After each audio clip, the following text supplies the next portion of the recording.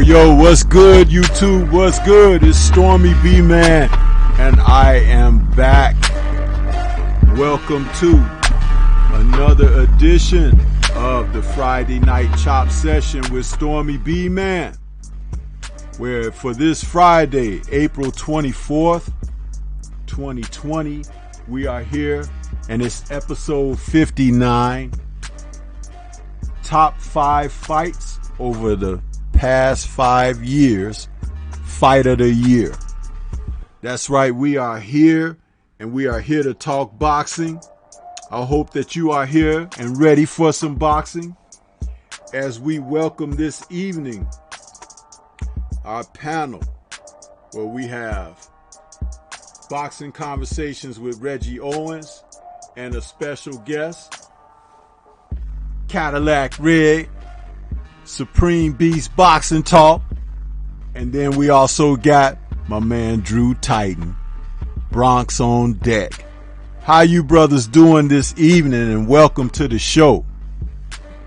What's going on, G? Yes, what's happening with it?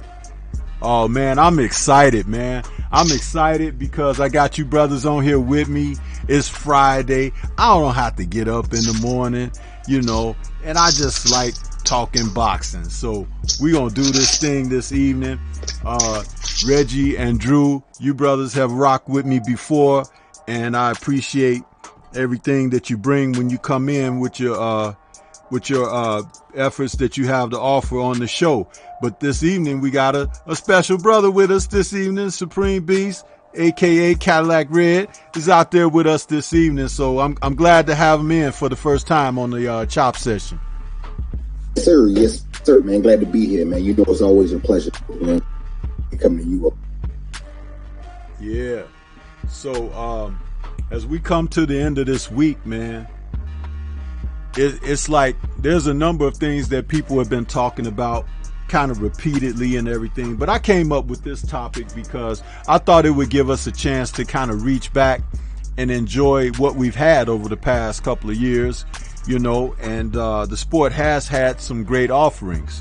So I hope that you guys have had a chance to look into your memory Rolodex and see what's happening. We're going to talk about it a little bit, but I would like to open it up first of all with a little bit of a question to ask each and every brother as I go around. And I can start with Supreme Beast, aka Cadillac Red. Is there something that may have transpired within your, looking back on these fights that you want to say as an overall statement for the selections you made and why you may have made them? Looking back on everything, man, like I say, it's been a hell of a 5 years. I mean, you forget. I told you I thought it was crazy that you asked me to do something to come to memory. Smoke so much, man. I can't tell you what I had for dinner 3 nights ago. But going back and doing research, you do get to see and remember those fights and those moments and where you was at in those moments. So that was a big thing for me when it came to looking up everything.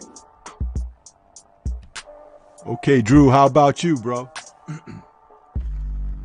As soon as you text me the information of what your show is going to be about, I got excited. I said, man, because boxing is a what have you done for me lately sport, and you're living for the now. And even though boxing is not active right now, there's a lot going on outside the ring. A lot going on. And a lot of it is due to us. We're anxious as fans. We're anticipating what could happen. We want to see things happen. We're wondering if they're going to happen. We're growing impatient due to things beyond our control. But then it also gave me time to sit back and reminisce. I said, man, 5 years just went by like that. And I said, man, we had some quality shit in the last 5 years, man. And I had to sit down and go off the memory banks. And I said, okay, this is my fight of the year, that year. But then I said, wait a minute, this fight happened that same year. Oh, man, what am I going to do? So I had to narrow it down, man. It was so tough, man. But yeah, man, this is something that really needs to be discussed, man. It's something that really needs to be discussed. Yeah, I agree, man. That's why I came up with this, and I was hoping that for somebody who would appear with us tonight, that they would get that very same feeling and reaction. So I'm glad you said that. How about you, Reggie? Yeah, because my criteria that went into it. Well, let me make sure. Oh, there we go. My criteria that went into it was just looking at what stuck in my mind, what stays in the mind. Competitive fights with huge intentions on the line. That's kind of where I went with selecting the over the last 5 years. But going back in the last 5 years, because there's been so many good fights within the last year. I think the last 2 to 3 years has been really a high type moment for the sport of boxing in my eyes. But my fights stayed within the last 2 years of the game. I came across some pretty great fights that had some pretty good results that I enjoyed. Yes, sir. Yes, sir. And we'll do it going like from 2015 up to 2019. Going from back coming forward. I'd like to kind of open things up with one that I'll throw out there, and then we can go around the table and start discussing. But one of the fights that I came up with was pretty much one of the fights that was popularly named Fight of the Year, and that's for 2015, and that was Lucas Matisse versus Ruslan Provodnikov, and that fight was an HBO fight, and it was one of those fights where you kind of pit these guys together who were a lot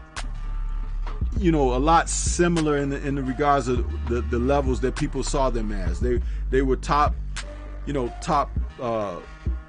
fighters in their weight class and everything, but there was something underlying here that seemed like it would make for a great fight because of the limitations that both guys have had as well. And when I came across that, and I started reviewing it again, and I was like, dag, I forgot how good this fight really was. It's like Drew said a moment ago, it's like when you start really going back, man, they did give us some great fights. It's just been so spread out amidst the things that we would look forward to seeing, that we're like a hungry fat kid. We got cake in our mouth on the plate, but we still looking at the rest that ain't been cut yet, and we want it, so it's like, that's how I look at this. Can you guys give me your thoughts about this particular fight? Start with Reggie. No, I can't recall that fight too much. The only fight that ever stuck out for me with Ruslan was his fight with Tim Bradley. Then I faded away from keeping up with him. So I have no draw on that fight there. Okay, that's fine. Because there might be fights on our list that nobody got a chance to watch or was even interested in watching. So I respect and understand that totally. Drew, did you see that fight? Absolutely. I was one of those guys that if I wasn't home for an HBO fight, I always had the DVR set up because, I'm a boxing fan. You know what I mean? And what I recall about that fight, going into that fight, Matisse was he was played with the machine, and he was walking through guys, and then got in there with Danny Garcia, in which Danny Garcia was he wasn't the favorite. He was favored to beat Danny Garcia, and it didn't work out for Lucas, and this was a rebound fight for him. And for those that don't remember, Provodnikov was being built up heavily by HBO as one of these European killers. He's one of those weird-looking dudes from that part of Asia where it looks like a bunch of white people mated with some Asians, and they get that funny, eyes, but they look like white people. But anyway, he had a very HBO-friendly style. They were getting behind this guy, and this was also a crossroads fight for him because he suffered a loss. It was not only the loss to Tim Bradley, but the loss to oh my God, who's the? I got to be careful how I say white boy nowadays. Who's the white boy from right out here in Long Island? Oh man, I can't think of it because that fight was right here in the Garden too. Oh God, it got him the Pacquiao fight. I'm having a brain fart right now. It'll come to me later. But Algieri. Yeah, Chris Algieri. He's from Long Island out here. He's a good dude. But he got the nod against Provodnikov, and Provodnikov went on, and he had a great showing against Tim Bradley, and but he lost that fight. He lost the Algieri fight. This was a crossroads fight for both of them because Matisse was trying to build his name back up, and Provodnikov, his success came pretty fast, but it was leaving even faster.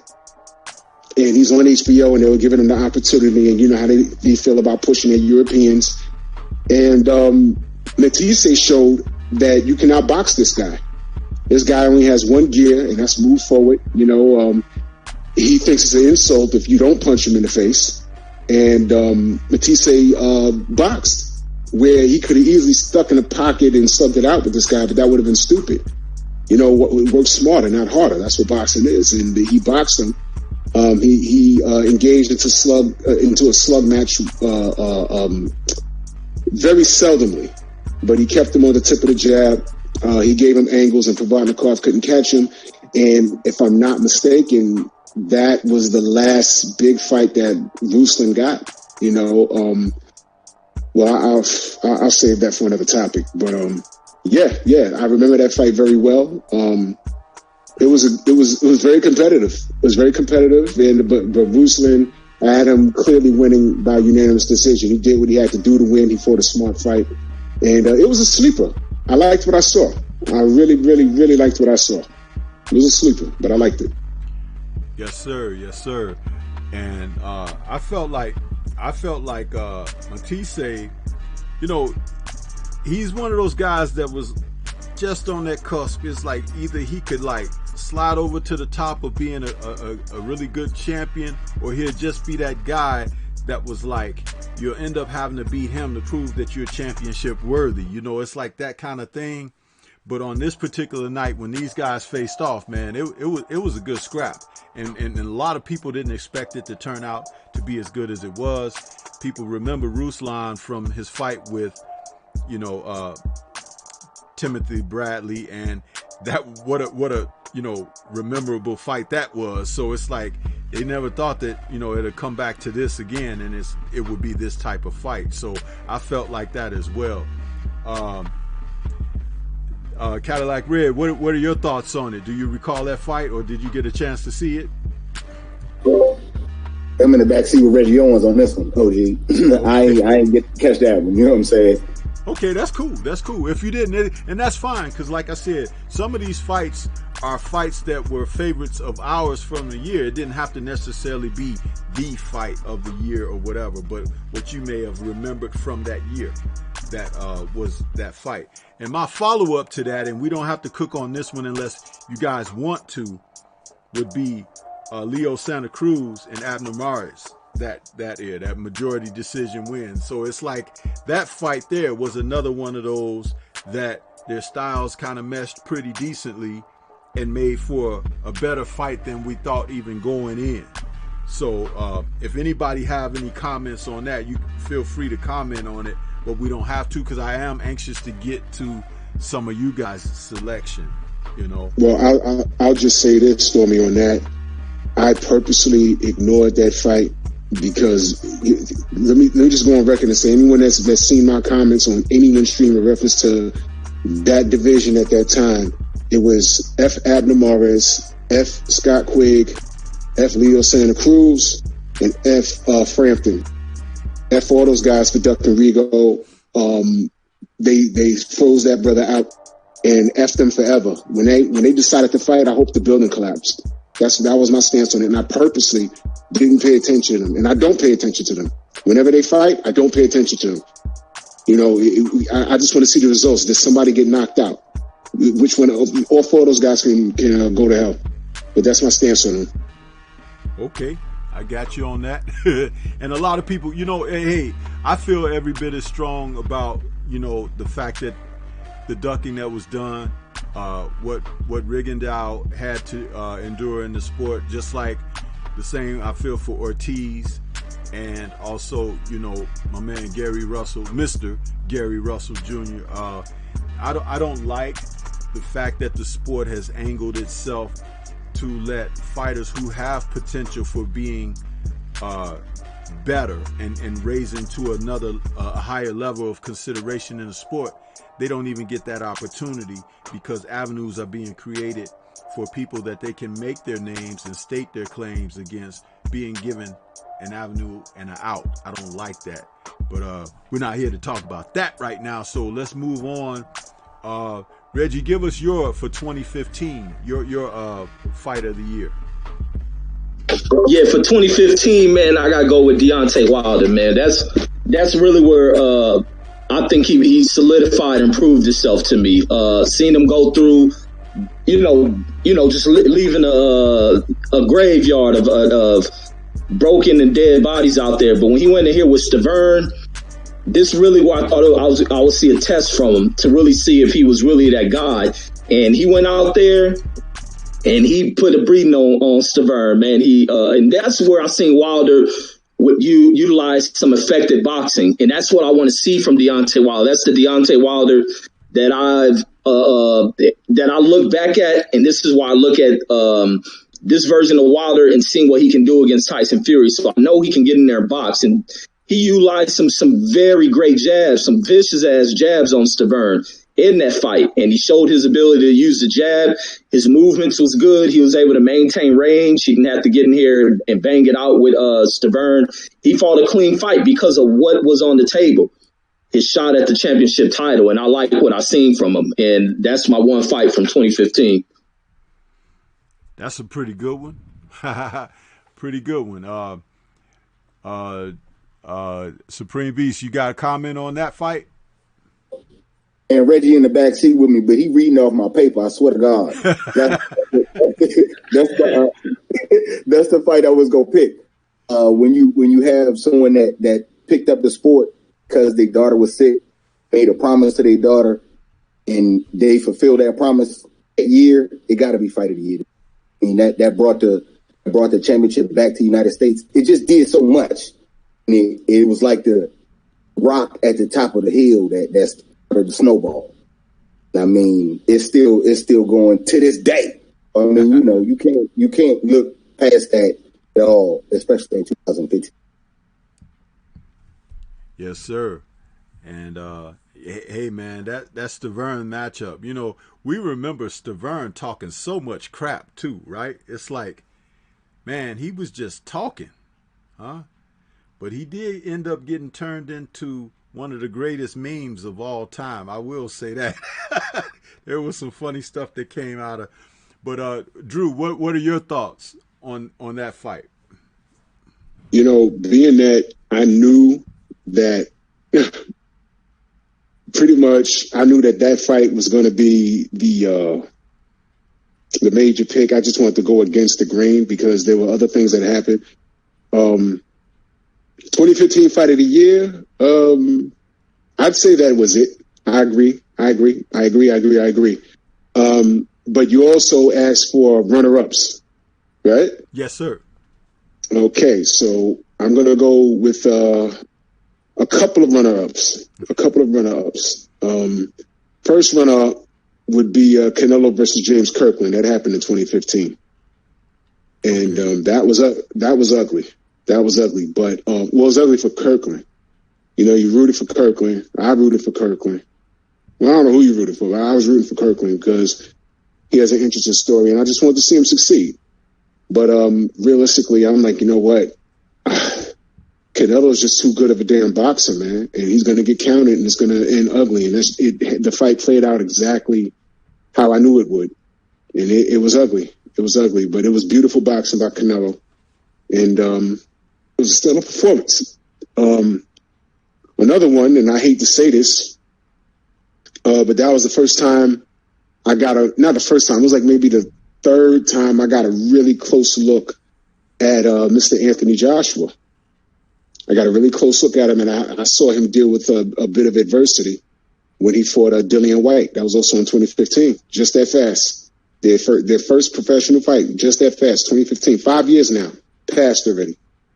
And you saw AJ get hurt, and this was before all of the beef between him and Wilder and all this other shit started. So I was looking at him with an open heart and open mind, and he got hurt in that fight, and then he eventually, got his shit together and put Dillian White on the stanky leg, and eventually got him out of there. So those are the other two fights that I have my eye on in 2015 that I can recall. But I will agree that that Deontay Wilder fight, man, that's definitely fight of the year in 2015, man, because he made a statement in that fight. Because I saw people saying, nah, it might go the same way, or Stavern might get him out of here this time because he's a better boxer, and this guy swings wild, and he's windmill. Bing, bing, bing. Fight over. What you got to say? So, yeah. I want to ask you a question, Drew, since you brought up the AJ White situation. I want to ask you this, because I had a discussion a while back on a different, it may have been one of my videos or it may have been one of my live streams. I don't remember which, and talking about heavyweights. Do you think Joshua has improved much since that fight with White? No, he's the same guy.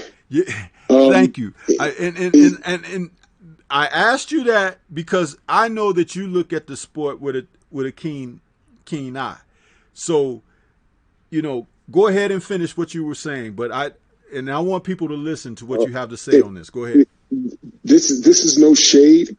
This is no shade, because the shade for me with AJ comes with who he's working with and the position he's taking. But we're talking about skill for skill in the ring. Now, the question is, has he improved? The answer is no. He is who he is. He's shown that he does have a heart. He does have heart in the ring. He shows, okay, his chin is a little fugazi, but you could put him on his ass. But if you don't put him out on his ass, the man's going to get up. And he's going to, resort to what's second nature to him. And the kid is a fighter. He has a fighter's heart. He has a subpar chin. But Dillian White clipped him, and he was able to come back and put him on his ass. Vladimir Klitschko binged him really good, and he smiled on the floor. I was like, what the hell's wrong with him? But he got up. I mean, before the fight got stopped with Andy Ruiz, same thing. Knocked him down several times. The kid kept getting up. He hasn't been knocked out clean cold. Well, the rumors is he's been knocked out cold in sparring, but we haven't seen it. You understand? But as far as skill set, man, we could talk about his skill set all day. We could let his dick riders tell us about his skill set. It's great. It's not great. It's good. It's good. If you put him in a time machine in the 80s, he's a top 10 heavyweight, and he's not even close to the top 5. Okay, the guy has above average skill, but he's no killer, and nothing has changed from the time I saw him fight Dillian White till now. Nothing's changed. Nothing has changed. He's still the same guy. I haven't seen any new tricks. Nothing. He gets in the ring with Andy Ruiz, and what did he show us there? Did he show us anything new? No. He showed that he used his size to his advantage this time, and every time Andy closed a distance, he clinched. You could get told. You could get told to do that in the gym. You don't have to practice that. What the hell? What has he done different? There's nothing different. You know what different is? Different is watching the Turl Gaddy 1, and then watching the rematch, and then watching the third fight, and see how much easier it was for Turl Gaddy to outbox Mickey Ward in the second and third fight, because it looked like two different fighters. And what was the difference? Buddy McGirt. If you want to apply changes to a fighter, go look at a Turl Gaddy versus Irish Mickey Ward 1, and then look at the rematch. Gaddy looks like a totally different fighter. Those are changes. I've never seen AJ go through any of those changes. From the time he fought White, from the time he fought Vladimir, from the time he fought Ruiz. There's no smoke and mirrors there. I mean, it's all smoke and mirrors if you're telling me that he's changed. He hasn't changed one bit. He's the same guy, absolutely the same guy. That's great, man. And you said a mouthful there. I feel the same way. And that's pretty much what I had said when I had that other platform where I spoke about that. Supreme Beast, brother, what do you have for your fights? What we told me still on 2015? Yeah, 2016. yeah. I didn't get your 2015 yet. Go ahead. No, I had Wildest to Burn. Oh, you did? Okay, I'm sorry. I had the same What about thing you, with Reggie? Yeah, I had that Wilder Stavern. The other fight that I liked that turned a lot of people away was Floyd Mayweather over Pacquiao. I don't care what nobody says about that fight. I liked that. From what he was able to do against Manny Pacquiao, who was, he was, so highly thought of by the media networks, by his countrymen, those who oppose any top level black fighter. They roll with Manny Pacquiao. Floyd Mayweather got in there, kept this dude at bay with that solid crisp jab and cruised away with this thing. This fight didn't turn out any way that those who do not like to see black greatness inside that ring, it didn't turn out well for him. And what do? They cried and complained about it. I thought it was a beautiful style of fighting. He sat in there, he boxed with Pacquiao. He had to do too much movement. Pacquiao was a guy who, even today, Pacquiao's competing with these young guys and bringing it to him.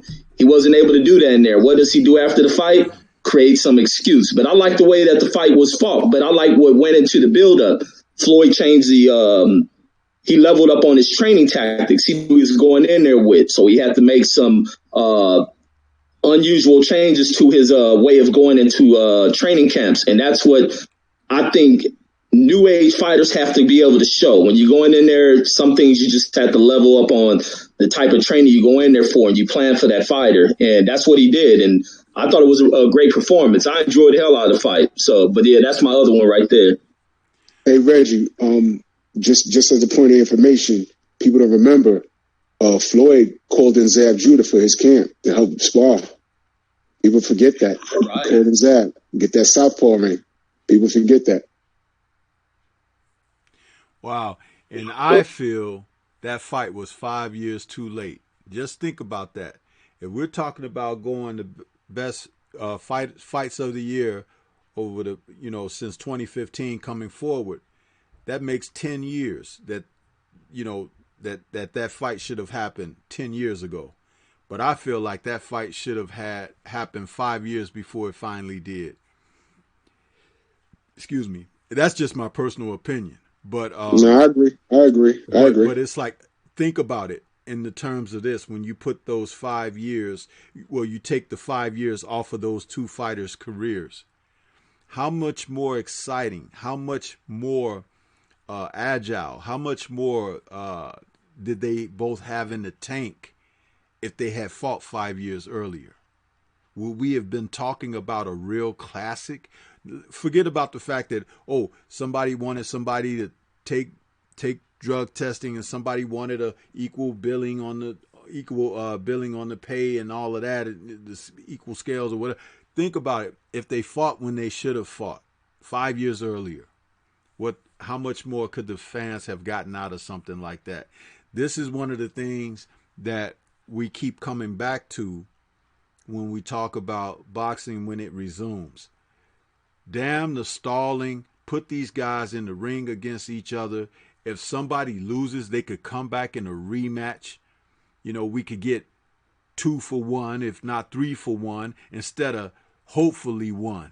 They've got to, when boxing resumes, they got to stop that BS, because they are cheating us.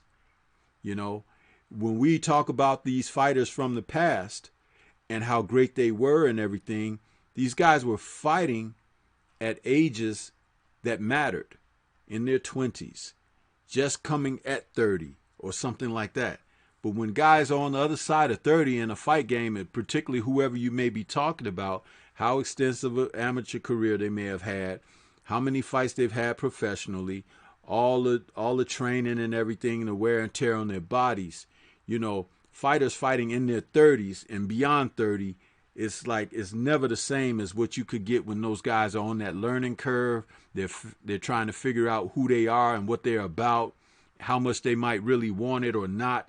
That's why it's significant for these guys to fight in their primes.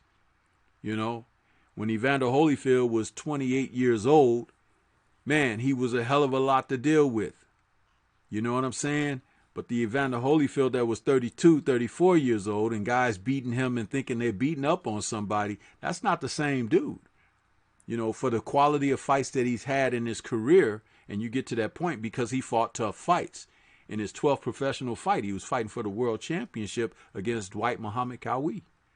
You know, 12th professional fight. How about that, AJ? Huh? Think about it. So, yeah, I just wanted to say that.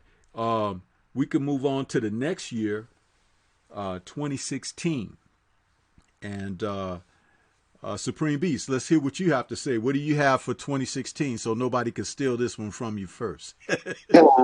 I say pick Andre Ward versus Kovalev. Andre Ward was looking real nice. He got dropped in the fight. It was like his biggest test, and he stood at adversity in the face, and on the other side of it, victorious. There was a lot of controversy in the fight. By they got the haters out there that would like to say Kovalev won or whatnot, but in the rematch, going right back into the fire. You know what I'm saying? In part two, and handling him the way he did in part two made part one even that much more sweeter, in my opinion. That would be my fight that I would pick for 2016. And that was a great one. That was on my list as well. Drew, what did you think about that particular fight? Man, my dad is old school, and he's not too familiar with these new guys. But I remember I was at his house, and I said, look, Dad, you got to watch this fight, man. And he said, okay, well, tell me about this kid. And I'm telling him about him, and I'm giving him the whole story, like all day, because I remember, oh, man, that was the weekend of one of my aunt's birthdays. I forget which one. I got so many, but we were cooking, and I was just bringing him up to speed on what they did to Andre and what he had to do and how he's not getting the praise and who he's fighting. And when I got there, my father's in the 70s. So, once I get to the racial aspect, he completely identifies. He's like probably the biggest Ali fan because, he lived through the era, and, he's a historian up to the mid 90s. And when I started breaking down what Andre had gone through and what this guy Kovalev is and who he represents, and how he's not even supposed to be, how Dre's not even supposed to be, he was basically forced to go to 175 because that's just what the community did to him, and what he was up against, with this guy, this racist guy, and he said, "Bet, let's watch it, let's root for the brother." And when he went down in the first round, me and my dad stood up. I am such my father, man, because when something happens in the fight, he does this move where he just jumps up out of the seat and puts his hands on his hips like Superman. And I'll be goddamn if I do that just instinctively, because I've been seeing him do it since I was a child. He did it. Oh man, he did it during the Aaron Pryor, Alexis Arguello, the first fight. When he started kicking Arguello's ass, yeah, he did it in the living room, and and now instinctively, I jump up and I just instinctively do the same thing. When he dropped Ward in that first round, we both stood up and did the hands on the hips, and my aunt couldn't find her phone fast enough to take the picture. It was hilarious. We was like, no, but the brother got up, and Dre kind of smiled and said, okay, all right. And I said, you know what? He gonna win this fight. And I'm so proud of Andre, man. And I got a little nervous for a minute. I got a little nervous. I said, man, he fought his ass off. But the way I scored it, call me biased or whatever, I had Dre winning by a round. And it was close. I'm sorry. I had him winning by a point. I had him winning by a point because of the knockdown, but I had him winning by a point. But the judges got it right. And of course the rematch, but I was like, yeah, man, this is the shit right here. This is the shit right here. This guy's a shit. I'm glad the brother won, and I would say that's fight of the year 2016. But of course, me, being that I knew that, that was going to be fight of the year. But I don't know if you want to come back to me for my other picks, or you just want me to get into that now. Well, we'll come back because we've got to also get Supreme's runner-up. So, Reggie, what did you think about the Ward Kovalev? Oh man, I love that fight. I enjoyed it, and that was Andre Ward exposing this dude, and that goes right into another thing. Another fighter who the sport of boxing in this unfair and unbalanced way, counting out another great fighter and hyping up another Eastern European. The Pauly statement. The poster child for that is Sergey Kovalev, and Kovalev being viewed as this, juggernaut, this unstoppable force in the division, and Andre Ward moving up because, they try to railroad Andre Ward, not getting the shot at the other Eastern European.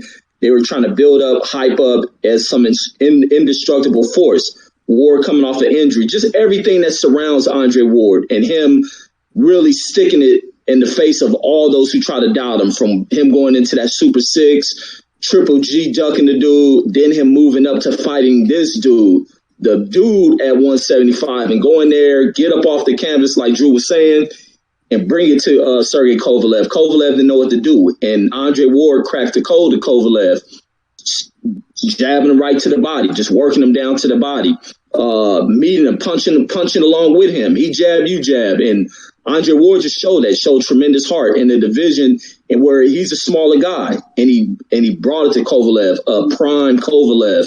It was brilliant, man. I enjoyed the hell out of it. Yeah.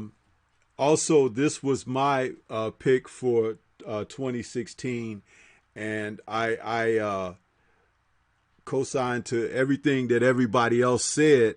And what I have to add to that is this. It's funny how we saw the beginning of the exposing of Kovalev in the two fights, completing in the second fight with Andre Ward, but also what people don't want to recognize and give credit to is what was revealed about Andre Ward.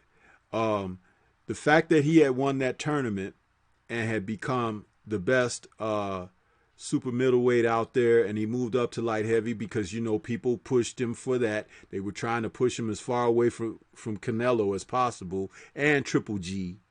So they wanted him. Oh, why don't you try light heavyweight? If Andre Ward is so good, why don't he go up to light heavyweight?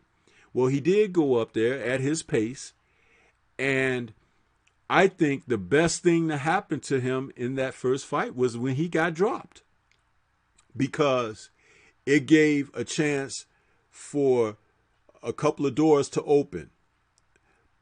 Resiliency, okay, to be able to come back from adversity under the lights of a fight where you're supposed to be facing someone who's at least on your level, okay, a 50-50 fight, so to speak, or whatever. And it gave him a chance to show that in that type of situation. He did, and he came through with flying colors. Secondly, the other door that was opened up was the fact that he is a multifaceted fighter, which we had seen against lesser opposition, but again, in this type of situation where he was able to take the fight to Kovalev in such a tactical means that the crusher became ordinary by the end of the fight. He was no longer the crusher after Ward got up from the knockdown, because once he knocked this man down, this man got up and fought him back. We saw the exposing of Kovalev, like, oh, maybe I ain't as good as they telling me. This guy fighting me back. And that's what boxing is about. We could talk about it on paper all day, but until they do it in the ring, you never know. We could see a tough exterior. We could see someone who maybe shows weakness outside externally. But until they're tested and you could see what a man does to tap into either what's there or what's not there, that's how it becomes exposed in the sport of boxing. This is why the fights have to take place. And that's when Andre Ward became the man, because he took it away from the guy who they thought can. That's what I got to say about that. We can come back around to Supreme Beast for your runner-up to that fight, since we all had Ward and Kovalev won. Let's hear what you had for your follow up, and then we can go back to Drew. For the follow up, now I don't even like Keith Thurman. I mean, I never really liked Keith Thurman, but I give him props. Keith Thurman versus Sean Porter, that was definitely a great fight. Fireworks going back and forth. I personally think Sean Porter should have won the fight. I guess that's just my disdain for Keith Thurman. In that division, right around that time, the year previous was the big Floyd fight. So that was the guys left the division to say, along with the new guys coming up. But that was, like I said, them two going back and forth was definitely the fight. If not for Ward and Kovalev, that would have been the fight of the year, in my opinion. Okay. Drew, what do you have for your follow up? Yeah, I would agree with Supreme Beast. But let me go in another direction, because something else happened that year. We're going to talk about exposed. Something else happened that year that probably went right over our head because of that overall outcome. That was Kell Brook versus Triple G. Ooh, you stole mine. Yeah, man, that happened. Now, although on paper, you read it and then you read about the broken eye socket, but Kell Brook really didn't get his ass beat like how Triple G was running through all of these guys regularly at 160. He learned a lot about Triple G. He goes over there and Triple G was getting those gloves put on him, man. And right away, I saw some things. And props to Kell Brook, man, because he didn't go in there to lay down. And it makes you wonder if his eye held up, how would that fight end? You know what I'm saying? Because I remember a round where he clocked him really good, and I think he went to the body on his ass. But Brook was in that fight, man. And it made you wonder, if his eye held up. I mean, come on, let's face it, though. I mean, his eye socket got broken because he got hit in it. I mean, and that's just being honest. But he was outboxing Triple G. The fight was stopped, but he wasn't dominant, is what I'm saying.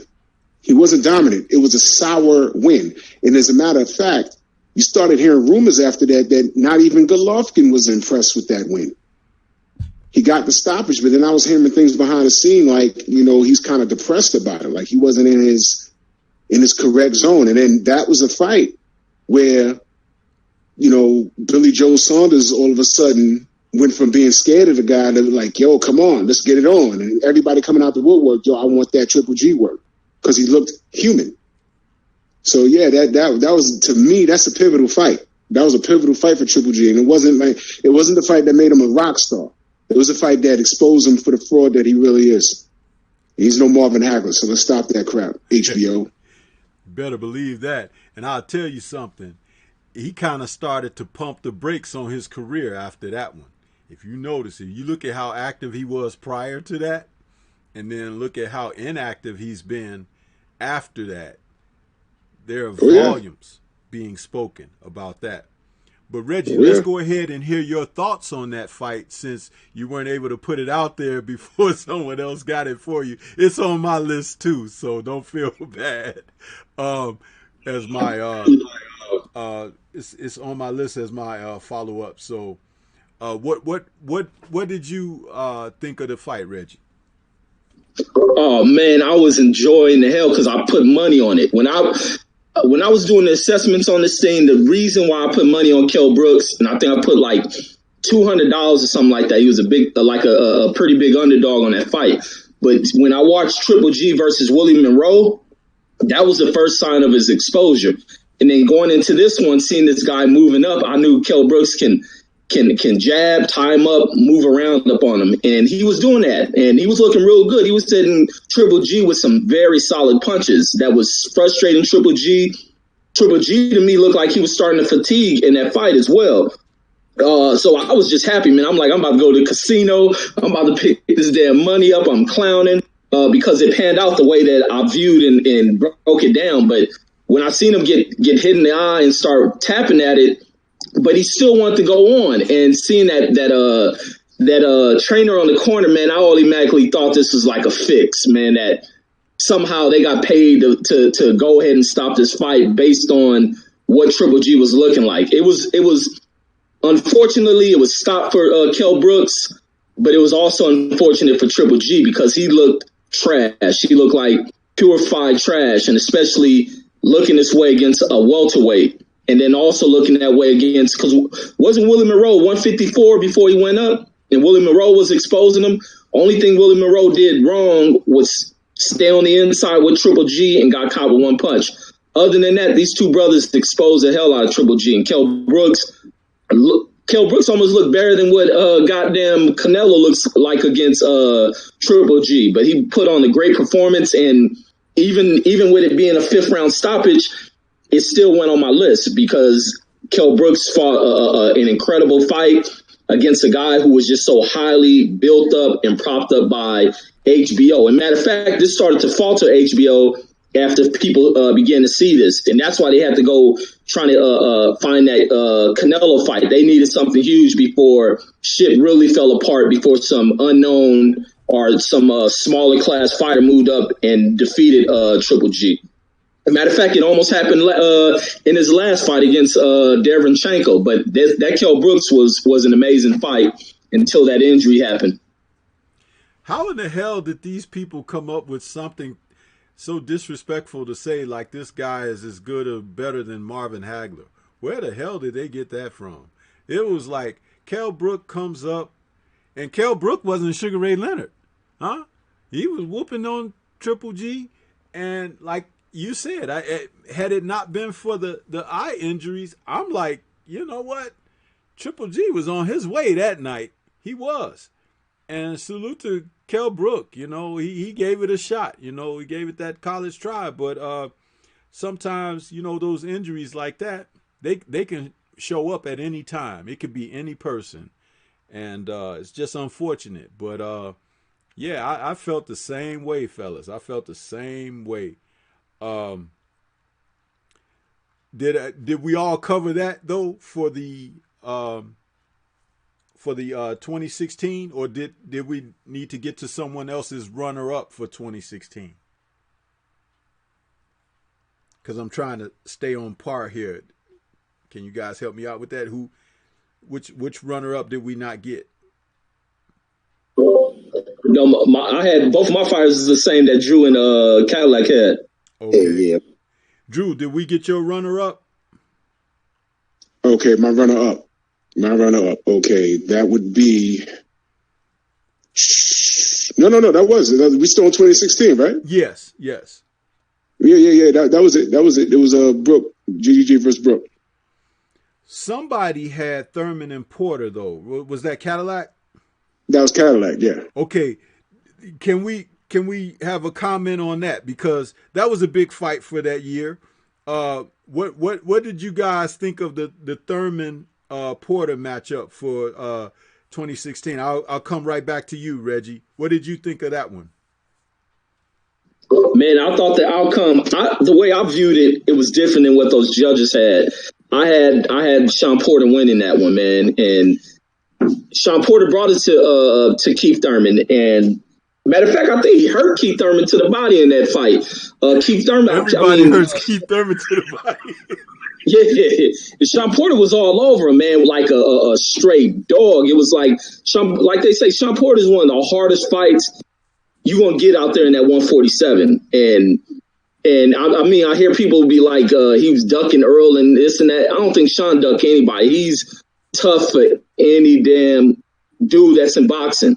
I think if he went up in the division, he's gonna be a tough fighter. He's like looking at these old fights here, remind me of goddamn Frazier. How Frazier was rugged and tough Frazier was, and his style reminds me. What I compare Porter's style to is Aaron Pryor's style. They fight similar to me, but I thought he definitely a nod in that fight. But it's the politics of boxing. His style is all criticized. To me, I don't think his style is that rough tactic that people make it into. He just happens to be very aggressive. during these moments, but I don't think he's a roughhouse tactic type fighter. He's a dude with real awkward movement who knows what he's doing. Very quick type twitch type movements, but in that fight, man, he was bringing it to Keith Thurman. They were both slugging away, but I think he was tagging Keith Thurman with the more effective type power punches. He was able to hurt Keith Thurman a few times in that fight. I think Keith may have hurt him once, but the dude recovered so goddamn fast it didn't even appear as if he was hurt. But the way I scored it, I thought Sean should have got the split on that one. But once again, he fell victim to the politics of boxing. But yeah, that was an amazing fight, and I had it on my paper as well. I want to go. Hey, I got to go to the chat for a second. You got Ronald Finkley out there cutting up in 88 Sports Talk. Ronald Finkley says that Stormybman Hagler was actually in wars. Triple Geese always be like, hey, no guys, give me that small guy. And then 88 Sports Talk says Keith Thurman's body is made out of Charmin tissue. That's just funny to me. I don't know. It's funny to everybody else. Coming back to you, Drew, on the Thurman Porter fight. What do you have to say on that one? I agree with everything that Reggie said. I watched it. Oh boy, I had it a draw. It was a high action fight. No one took their foot off the gas pedal. But it was one of those fights where it's like, you can't get mad at any of the outcome. If they called it a draw, if they called it for Sean, you accept it. If they called it for Keith, which they did, you accept it because it was that close. But I had it a draw. I wasn't any more of a fan for either guy than I was of the other. You know what I mean? But I scored it a draw, and I've watched it several times. It was just very, very even for me. Both men did. They stuck to their roots of who they were. And that was when Keith was hot. And, but I do agree with Reggie. I do believe that the politics took over because they were pushing Keith in a particular direction. They had plans for him. The WBC, at least, they had plans for him. Well, all the sanctioners, man, they have plans. These sanctioning bodies, they have plans for these guys. You understand what I'm saying? And he's right. The politics did take over. And I'll tell you this much. At this point, I don't think Keith will ever want to run that back because he's not that guy is gone. That guy is gone. He'll never want to run that back. But that's definitely a fight of the year candidate. Definitely. I guess the sanctioning body's plans for that was for Keith to be a part of the Barge reunion or something. I don't know. But anyway, Supreme Beast, you got any final words on that fight that you had, bro? You can't drop the Barge bomb like that to ask me if I got final words. That's the final word right there, man. I'm sorry, man, but I take my jabs when I can. So, but no, hey, that you know what? That was a fight that was very close. I haven't watched it recently, but I'll say this: I think at the time, I felt like Porter should have got it, and simply on his effort. Keith looked like at a certain point during the fight, he was content with rounds that he felt he might have had in the bank. And I remember someone remarking that he analyzed Floyd as a 7-5 fighter. You win 7 rounds, you win the fight. And I think he was trying to emulate that.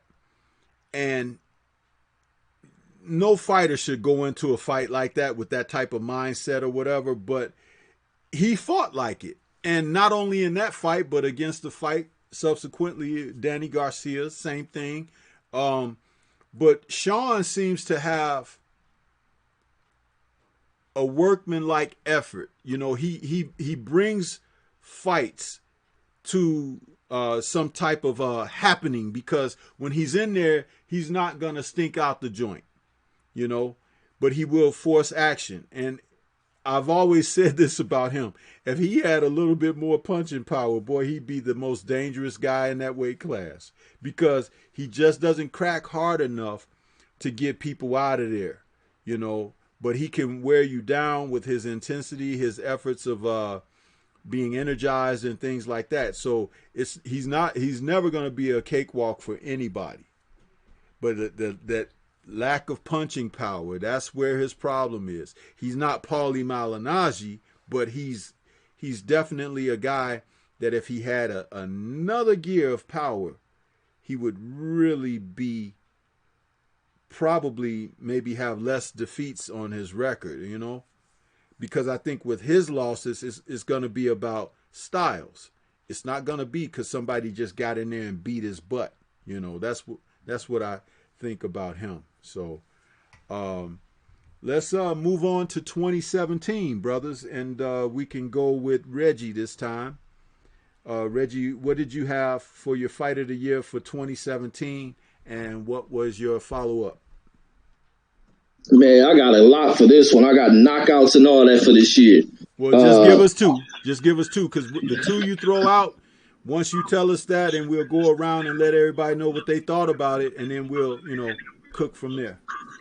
All right, so my two is going to be AJ versus Klitschko, okay, and Ronald Graville, David Benavidez.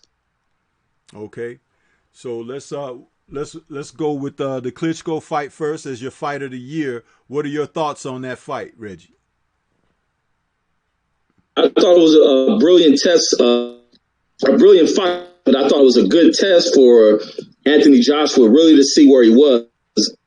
When they were showcasing this dude out here in America, in him on Showtime, the dude looked like a very good, gifted fighter. He looked like the thing coming into the heavyweight, something they could have sold to the masses, to the world, both in the UK, both in the. It was no better testing than going through this guy who has reigned over boxing for like a decade in Klitschko. So a great test for the fighter, went in there and had to go to war. Had to really show where his heart was. He had to dig deep, show what kind of mettle he had, and getting up off because the fight that it was to the stop, and it was almost as if they put him in there too early against aging veteran in Klitschko. But man, back and forth, they was entertaining fight. He's able to outlast, and outpower the old vet in Klitschko, who was way up over the mountain in that fight though. But it was a great fight that Anthony got to prove himself to the world. And this is before people heard inklings of Deontay Wilder and all that stuff, except when Wilder got the Bermain fight. So it wasn't too much a parallel, and these guys are putting them on a collision course at this point. But they're both in their own lane doing their thing. AJ looked very good in this fight against Klitschko based on the type of war they had and who was against. So it kind of propelled him. Matter of fact, it propelled him a lot. And that's where things went downhill because they got premature. And I think Eddie Hearn is the one who jumped on shit. It became less about the fighter. Eddie Hearn had a role at that point, but it put more pressure on AJ. We'll get into that later. It was a brilliant fight. Yes, sir. Supreme Boxing. What were your thoughts about the Klitschko Joshua fight? That's the fight that I picked for the fight of the year for that year. Yeah. Definitely a great fight. I think the knockdown showing that Joshua could be dropped, because that was like his first time getting knocked down in the actual fight. On that, and then that showed that Klitschko still had something in the tank. He wasn't gonna go out lightly or whatnot.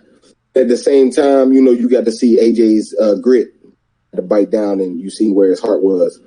The fight real strong.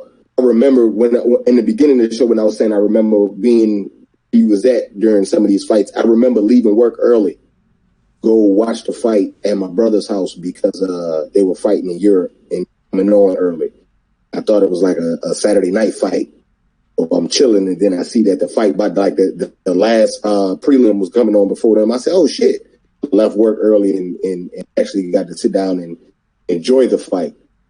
So, I mean, I can say this was, I also agree with Reggie, this was the beginning of the collision course of AJ and Wilder in the building of the big fight in them two, because there was nobody else on the heavyweight division radar other than them two after that fight. So, I mean, you can't, the build up for that Klitschko AJ fight was great. And everything that was riding on it was great. And it turned out to be a fight with all the fireworks. So that'd be fight of the year, in my opinion. Yes, sir. Good stuff there. How about you, Drew? What was your thoughts on this fight? Can I, well, go ahead, Drew. What are your thoughts on this fight? Was it your fight of the year, or did you have something else on that? Wow, 2017 was a big year. I knew that would be the majority, so I went against the grain and picked something else. I picked something else on purpose because I knew that would be the majority. Okay, great. Well, give us your thoughts on that, and then drop your what your pick was for fight of the year. Go ahead. Wow. Okay. Well, first, AJ versus Vlad. That was to me, that was AJ's coming out party. Because you remember he got dropped, man, by that famous Klitschko right hand. And I said, damn. And remember, this was before the hype machine with Eddie Hearn and comparing him to Wilder and all this stuff. But this was before that crap. This is when I was really just watching it and wholeheartedly rooting for the brother. Right. And when he got dropped, I was like, damn it, man. Why didn't he knew that was coming? If you watch Klitschko at any point in your life, you know that right hand's coming. I said, why the hell does brother get hit with that shit? And he beat the count. And I said, come on. I watched his legs, and then he made it out that round. I said, okay, let's get it together now. And he got it together. I forget which round it was. He hit him with that damn uppercut, and you know, Klitschko was on Dream Street. Now, mind you, I was pissed off because AJ got dropped after dropping Klitschko early. And I said, man, I hope this ain't just a big motherfucker that runs out of gas. Please don't let this be it. And fortunately, both of those guys was juiced to the gills. It's just that his juice ain't run out. You understand what I'm saying? But, you know, allegedly. But, okay, my fight of the year. Yeah, I remember this was 2017. We had some bomb burners in 2017, but I'm going to go with Ward versus KK Kovalev too.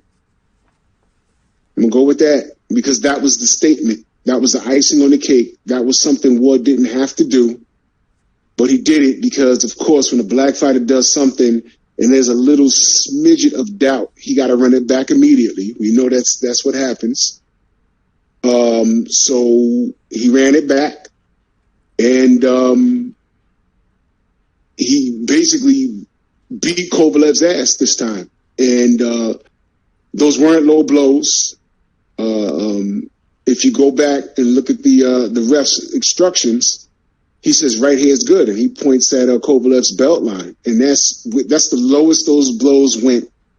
It's just that, you know, Kovalev and Keith Thurman worked their abs out in the same place, and that's what it is. The guy's weak to the body. Ward beat his ass, and what the problem started near the end. The end for Kovalev was with a right hand to his goddamn jaw. That's what the end was. Was it a right hand or left hand? I forget.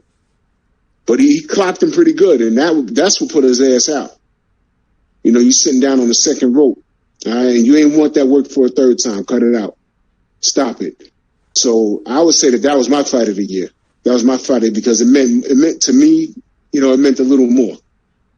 It meant a little bit more. But, you know, there was a lot of work in 2017. Should I get into it or should I wait? Yeah, did we get everybody on that one though?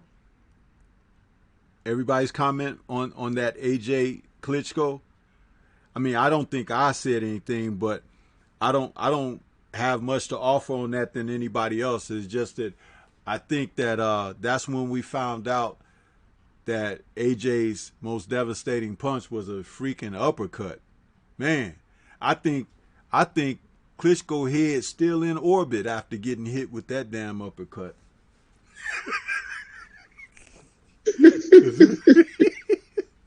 Go ahead and cook on yours, man. That next one you had for the follow-up. All right. Okay. Sarung Versailles versus Chocolatito 2. Oh, that you was got mine.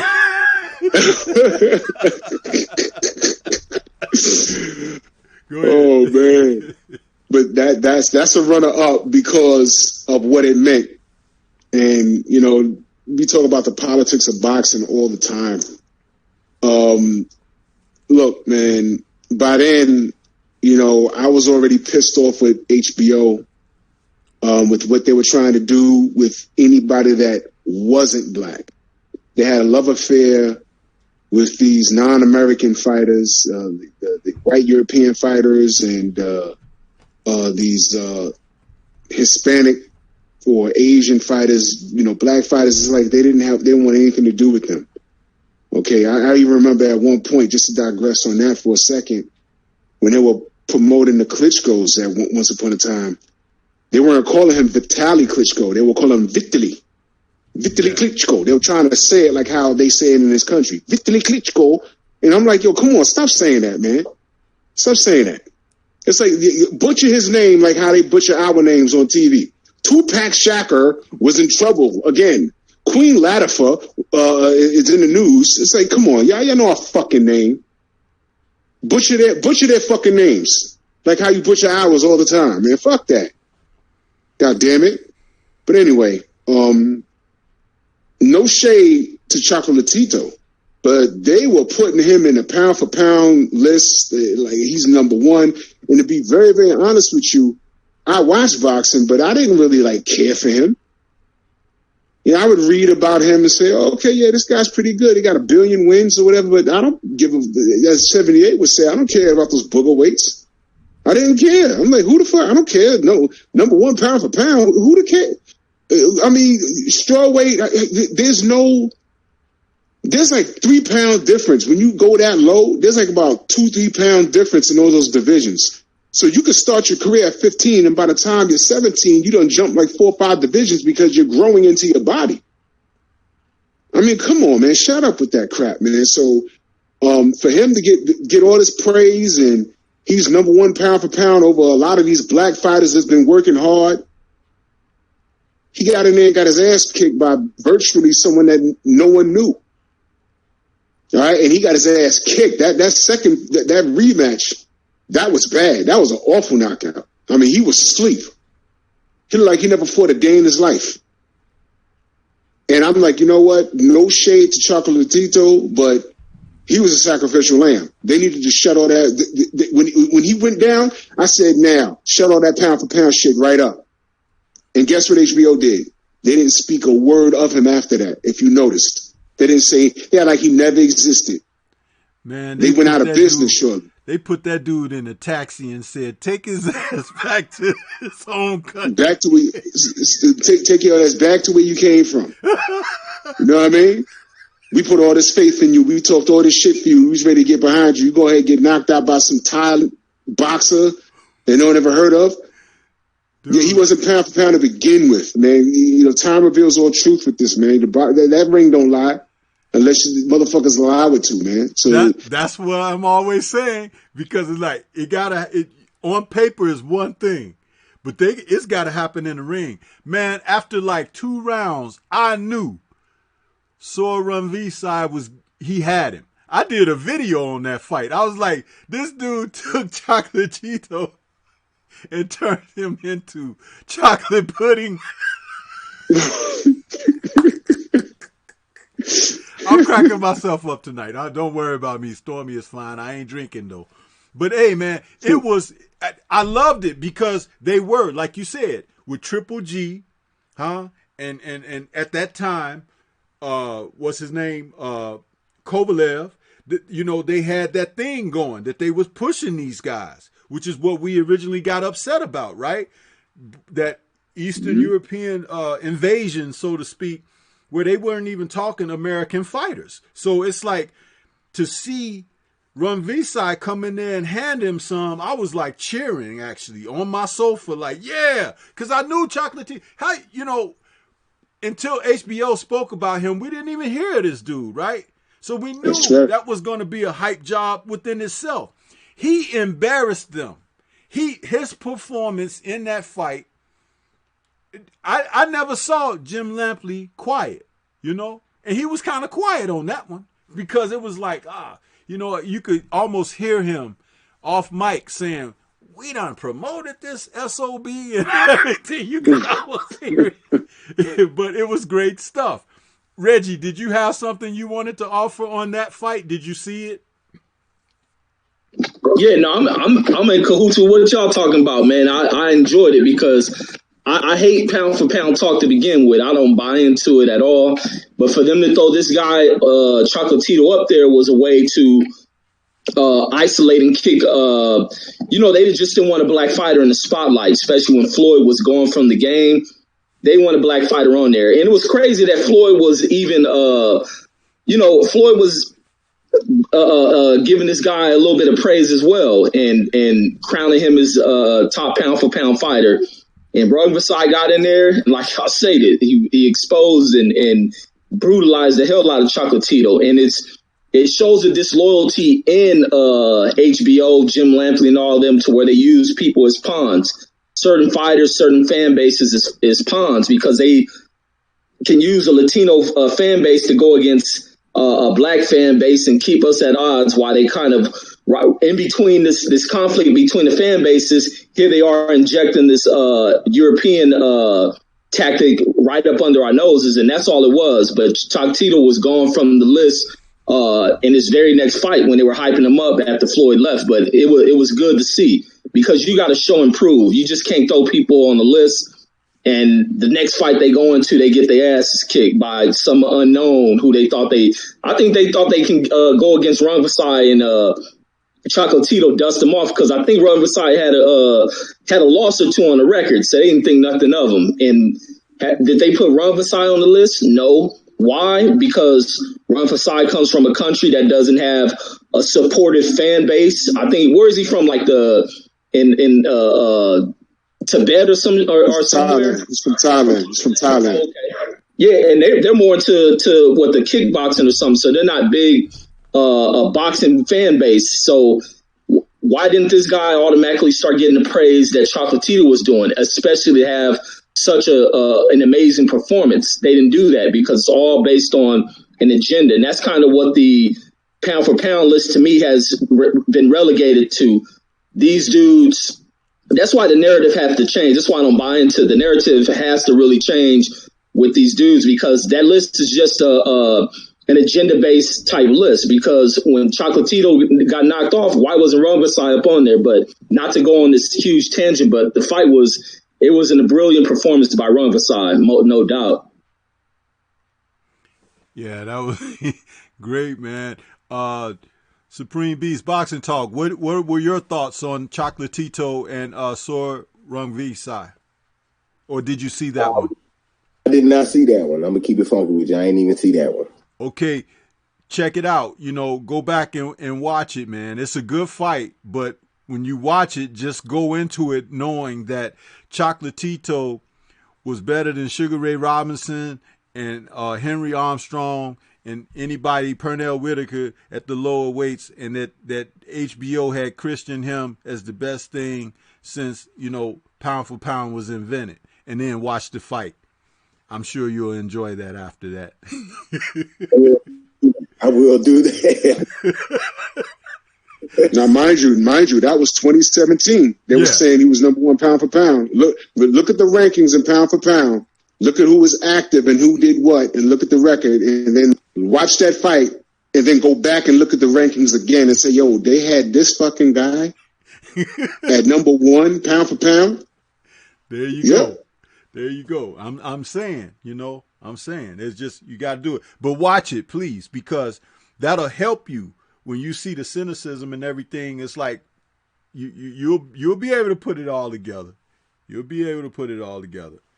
So, now, did we have another follow-up on this, or were we moving on? Did anyone have a follow-up that we haven't talked?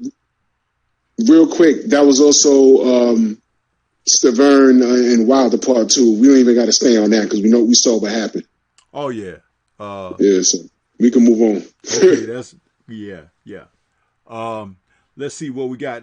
Let's move on to 2018, where we can get up. It's a little more recent memory, and let's give Supreme Beast another opportunity at this. What did you find for 2018 as your fight of the year, and what was your follow up? Okay, so fight of the year. I'm born in New Orleans, but I am a DMV cat. Definitely gonna have to say Jared Hurd versus Laura. That was a great back and forth match. Exposed Jared Hurd defense and the lack thereof. It also showed that he does have the heart. He got that grit. He'll get the job done in the later rounds if you catch your ass slipping. That definitely was my fight of the year. The runner-up, I had Canelo Triple G too. The reason I put that one as the runner-up is because Triple G was talking a lot of that drama show shit and how he got the real Mexican style and all that. And Canelo brought it straight to him, straight to his front door. And he ain't had no answer for it. And he turned out with a big L that night. So I would say definitely those two fights. Okay. Tell us what you found with Canelo and Triple G. What were your thoughts about the fight going in and coming out? Going in, I thought it was going to be another 50-50 fight. Honestly, I couldn't say that I could pick a winner before the fight. I did see Triple G come out strong and then fall off in the later rounds. He didn't fall off like in the middle of the fight. He fell off like kind of like fourth, fifth round. You could tell him like slowing down, and Canelo was already picking it up.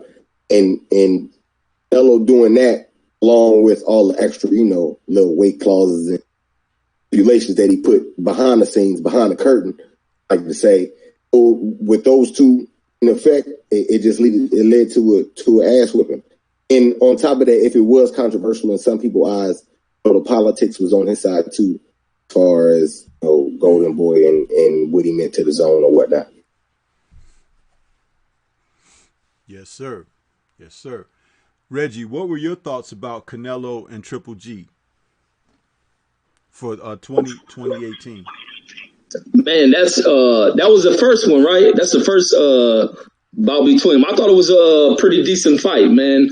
A lot of people had controversy on that one, and me, I didn't, because I think this was at the point where that was the rematch, brother. The rematch. Oh, this the rematch. Oh, the rematch. Oh, yeah, Canelo. The rematch. Canelo dominating. Canelo definitely had this one in the bag. Triple G talked all that Mexican style stuff. He ain't stick to it. Canelo brought the fight right to him in this one, and it was. I don't even see how there's even talk. Matter of fact, this is why Triple G is pushing more for the trilogy. No one else wants to see it based on how he fought in this rematch. He didn't bring it to Canelo. He stayed away, tried to box. Canelo brought the fight to him, tagging him, and it was a good fight on Canelo's end. I was disappointed with Triple G as he didn't bring it, and all he did hyping up that whole fight week was Mexican style, because this is the bull crap he has brought from cats who have never had a fight in their damn life, being Jim Lampley and Larry Merchant, telling him what some Mexican style is. Fighting is fighting, and he just didn't bring it. He fought kind of weak in that rematch, and to me, Canelo clearly won that fight. Yeah, good stuff, man. Drew, what's your thoughts on Canelo and Triple G? It was very simple to me. The rematch played out exactly how I knew it was. So did the first fight, believe it or not. I thought the first fight was going to be close.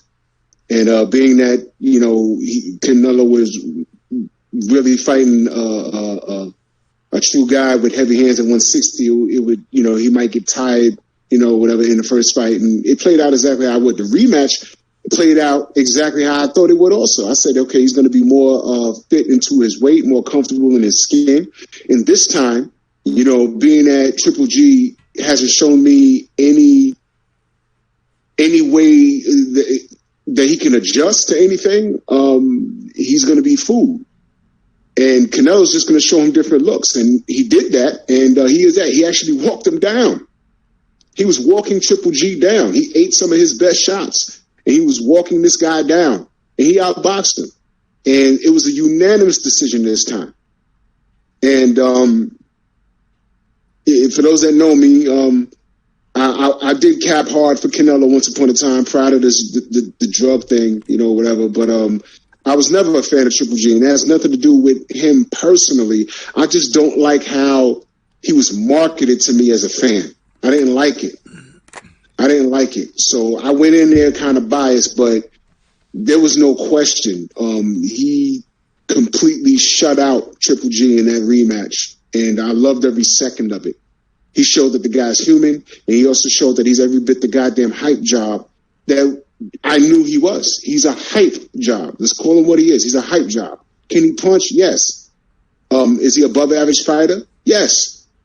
Is he an all-time great? No. And it got so bad that even Max Kellerman had to get on the mic and say, yo, look, we have to reanalyze, how we viewed this guy. And a lot of it was because of business, but most of it was because it was true. Stop telling me that this guy is in the same league as Marvin Hagler and guys like I almost said Ibushi, chill.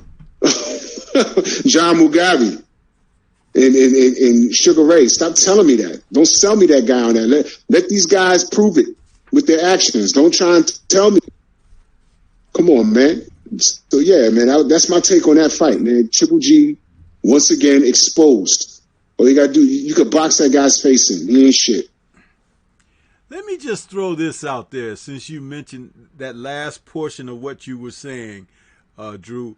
Why is it, and anybody, I'll pose this question to the chat, to anybody on the panel, why is it anytime they want to take one of these guys, these Eastern European fighters, okay, and their hype jobs, guys like Chocolatito as well, when they're hyping these guys and trying to tell us how great they are, why are they always comparing their greatness to a former champion and fighter who was black? I mean, there have been white fighters, in the history of the sport. We were just talking about Arturo Gatti a little while ago or whatever. So it's like they exist, but why is it when they want to compare them to greatness that they want to compare them to someone who's black? Because we stand out to their insecure ass. That's the answer. We stand out to their insecure ass. Okay, how many people? Go ahead. How many people? When you say name a great fighter, how many people are gonna tell you, Gene Tunney was great? How many people are gonna think Gene Tunney before they think Muhammad Ali? Before they think of Jack Johnson? And the same reason why, you ask that question, the same reason why they don't think of any white fighters is the same reason why guys like Paulie Malignaggi out there talking like how they talk now. Because they finally think that they have some sort of shine now. Which is why I tell these brothers and sisters, if you're rooting against guys like Wilder, you're on the wrong side of fucking history. And you need to remain on code, but I don't want to take this conversation elsewhere. But that's my stance on it. To me, it just don't sound right if Bob Arum came out his mouth and said, "Triple G's the greatest fighter. It's Tommy Morrison." Just don't sound right. Just don't come out right. You know what I'm saying? Because it wouldn't be right. And then somebody would show a projection of Michael Bent versus Tommy Morrison playing on the screen in the background. Notice I didn't even say Ray Mercer. I said Michael Bent. You know why? Because Michael Bent got it done in one round. Yeah. You know what I'm saying, man? That's just, you know what I'm saying? It just don't sound right when you say it like that. We know what they chasing. They just not going to say what they chasing. It's just so disrespectful, man. They talk about Lomachenko as if Pernell Whitaker was never here, I mean, come on. Really. Go ahead. Look, this is the other side why they got to do it. White folks don't have marketability. What endorsements can you sell with a white athlete behind it? How can you attract young white youths? It ain't even about some black audience base. When you look at the suburban youth, they're attracted to the black athlete. you can't sell no white athlete's greatness to white youths, and that's what creates the craziness behind that shit. So to sell off a current white fighter, they have to market them behind the greatness of some black guy, and pretty soon that shit just dies off and fades out. Is young white folks can care less about athletes who look and resemble like them, and that's the media's attempt at manipulating this shit, because usually a lot of this bigotry, it comes from their elders, it comes from their parents and all that. That's why it's so much dysfunction in white households amongst their parents and the kids, because the parents are always trying to push in bullshit ideologies with them. So that's why they do that. They have nothing to stand on when it comes to the athletic entertainment value of a white athlete from the past. So they got to use one of our athletes to attempt to push it, and it always fails because they try to cut too many corners. Let a white fighter build himself up in the truest way, putting in the true work that black athletes have to do it, and see what you come out with. But they want to cut corners and shit, and it would never, ever solidify itself because it's bullshit. Yeah. Now, that pick that we were talking about, whose pick was that again as a runner-up? Which brother on the panel here? Whose pick was that? Yeah, the Triple G2. Yeah, that was me. Okay. That was your runner-up, right? Or was you had another? Yeah, the runner. That was the runner-up. The one that I picked was Herb versus Lara. Oh, okay. Guys, can we cook on Herb versus Lara just a little bit, because that's a fight that, you know, it was a very good fight when it took place, and nobody's talking about it or whatever. Can we revisit that fight? If everyone on the panel has seen it, can you offer up a thought about it? Reggie, you got something on that? Yeah, what's the name? This word, matter of fact, this is around the time where Herb was looking like a damn juggernaut. It would almost seem like this dude, you've seen the flaws in his defense. It's almost like he didn't care. He looked very big for the division, so it almost looked as if no one was of size to be able to hurt him, because you seen Laura had to fight a totally different style. Laura had to sit on punches. Laura was throwing bombs. I ain't never seen Laura fight like that. He was sitting on these punches, throwing bombs, tagging the hell out of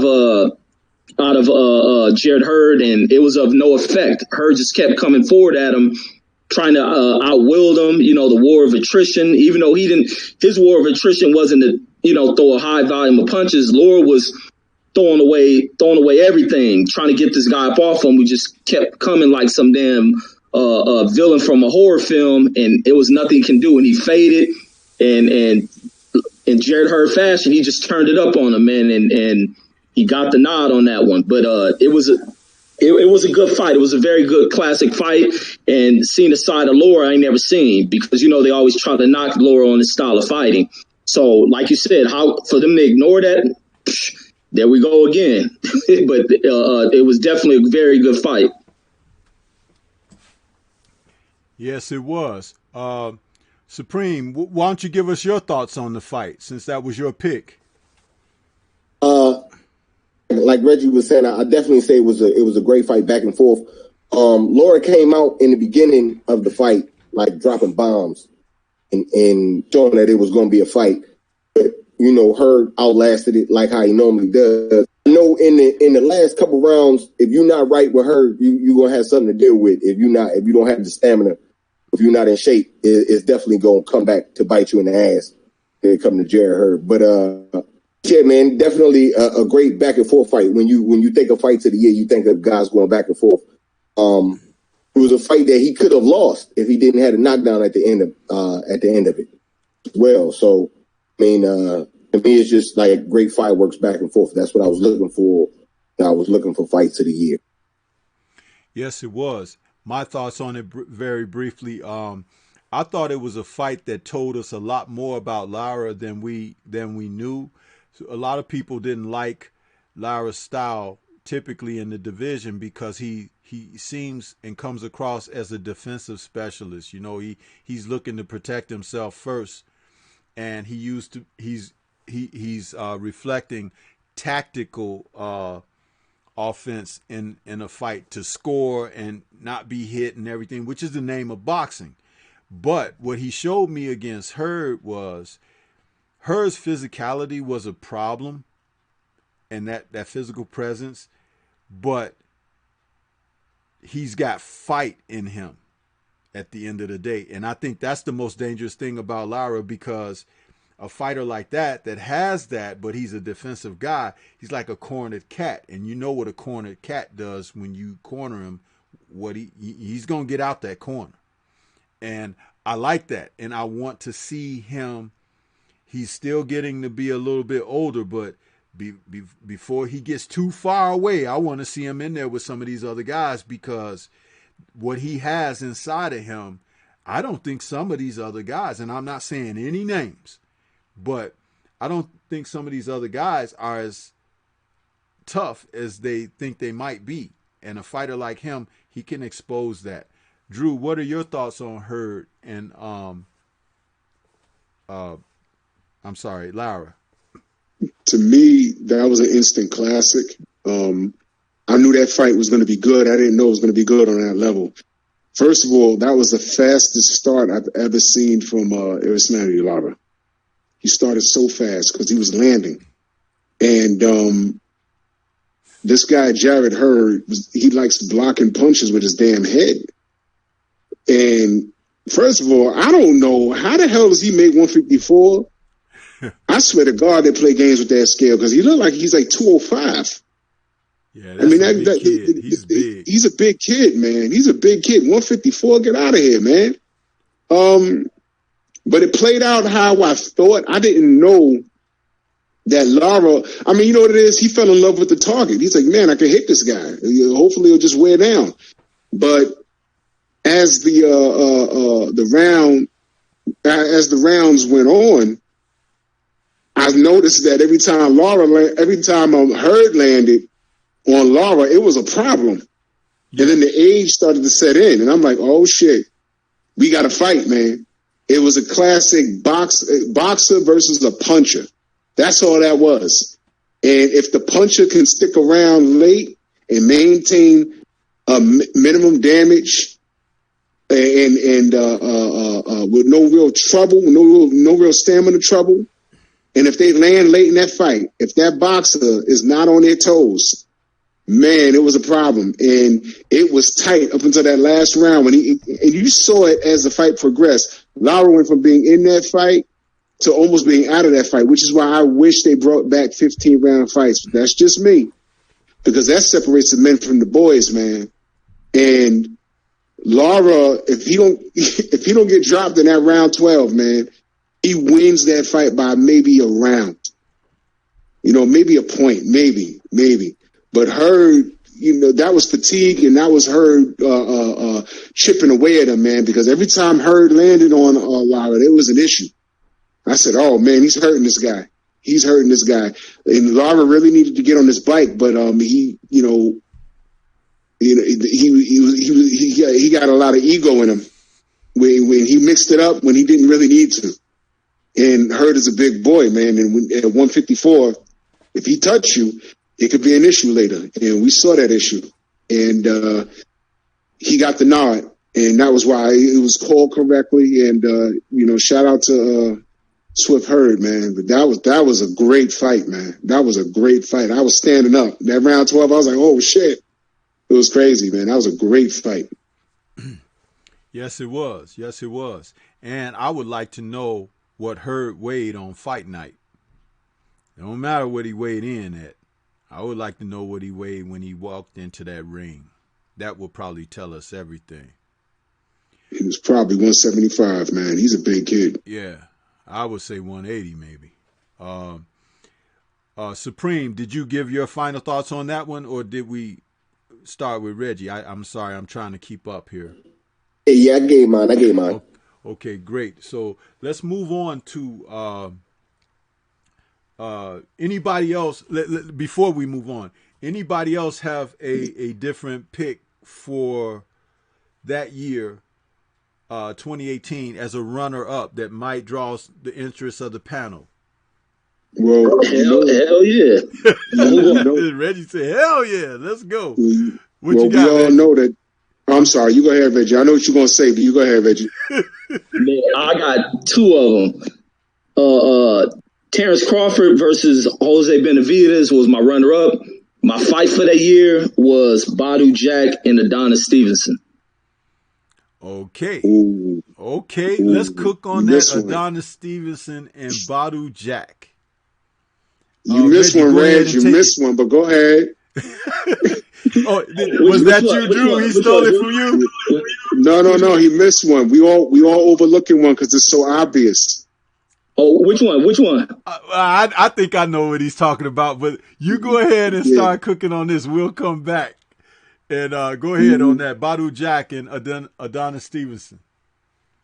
Oh man, this was an amazing fight right here, and it was a fight in where Adonis is just known for the big left hand, a very dangerous fighter. Badu Jack's moving up to prove himself, taking on the challenge, and it ended up being a very great war, back and forth war between the two fighters. I thought early on, because of Badu Jack being a slow starter, Adonis looked great in that fight. He looked real good in that fight, bringing it to Badu, but Badu being able to, withstand the storm. He stood in there, weathered the storm that Adonis was coming in there with, and the tide began to change. And I think Adonis' age was the thing people brought up as well, but he was still a dangerous fighter, still in great shape.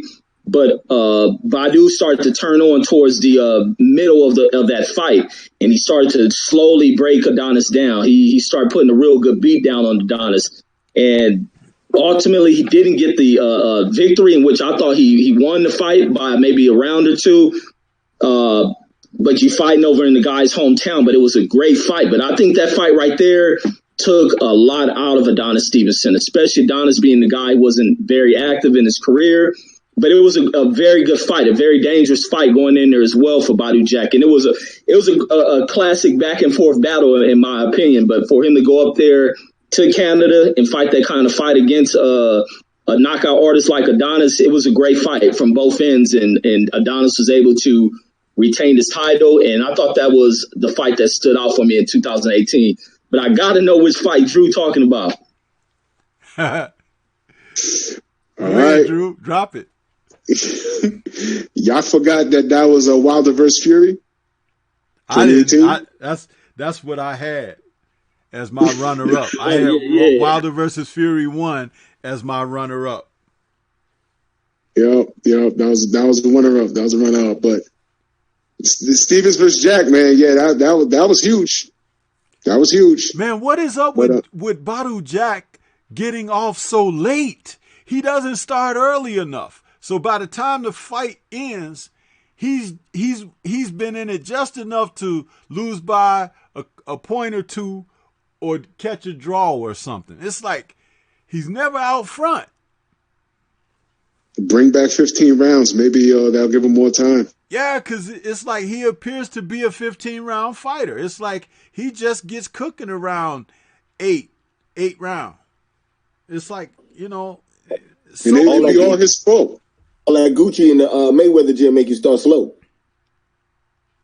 Yeah. Oh, man. Real talk. Yeah. So, Supreme, since you added that tidbit, what did you think of the fight with Adonis and Badu Jack? I missed that one. I ain't even go first. I missed that fight. Okay.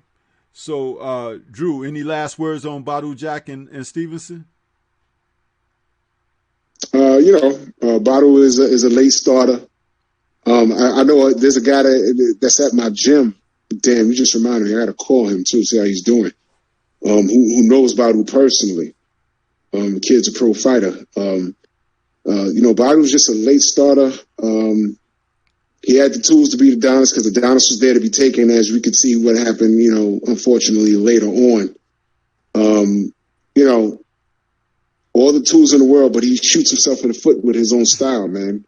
4 rounds, figure your guy out, and then move up from there, man. 3 or 4 rounds, man. He got to put in that work. But that was a great-ass fight, man. I really did like it. It was a cliffhanger, and I wanted to see it ran back. I really did. But unfortunately, we know what happened, but it was a damn good fight, though. Excuse me. So go ahead and drop that Wilder Fury on us. That's what you had as your follow up, right? Yeah, Wilder Fury, man. And knowing now, it's kind of like makes you grind your teeth. But that fight right there, to me, is very pivotal. People man, I remember everything, all the debates I had online with people. It went from Wilder cherry picking this guy to Wilder really lost. Oh, well, you thought he was cherry picking the guy. No, not at all. Because according to you guys, it's Windmill Wilder who can't really box and anybody could beat him. Meanwhile, he's knocking everybody into new dimensions. And I remember shouting out Tyson Fury because he didn't have to take the fight.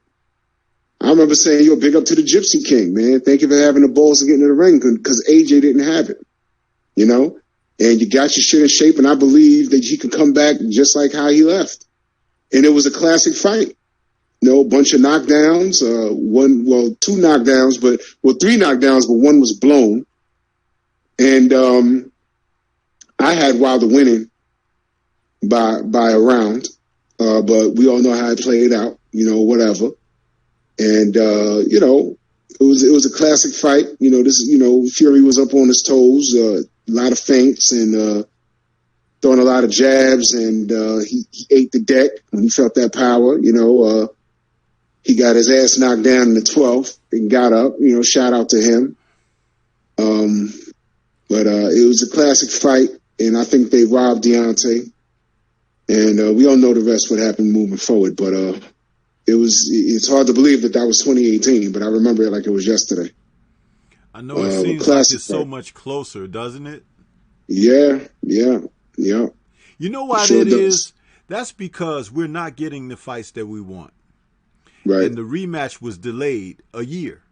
It's like they should have fought 6 months later.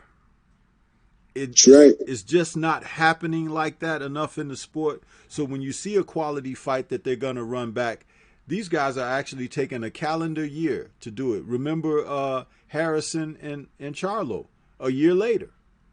It's like that fight should have been 6 months later. And that hurts the sport, I think. Supreme, what are your thoughts of Wilder and Fury 1? Classic. It was a classic fight. I think it was looking back on it after seeing the second fight. It's like they were saying, "Oh, you think we gonna rob you the first time? We definitely gonna get you the second time around." But the knockdowns, the back and forth in the fight, I know as a Wilder fan, it kept you on edge all the way, all 12 rounds. Oh, and it was something that would, like Drew said, it was sitting right in front of my face. I can't believe I missed that one. Yeah, definitely a classic. And it showed that Tyson Fury coming back off the layoff that is going to be a force to be reckoned with in the heavyweight division. And I mean, you know, Wilder got the power, so bless you at any given moment of the fight. So I don't know, like I said, that was definitely a classic, man. Definitely a great way to end the year off. Absolutely, man. Well said. Well said. Reggie, what are your thoughts and recollections on Wilder Fury 1? Oh, man. Matter of fact, I was out there in L.A. trying to get everybody to order the damn fight, man. I think I end up, I think I went to my sister's house and paid for it, trying to get it to order up, but end up catching the fight.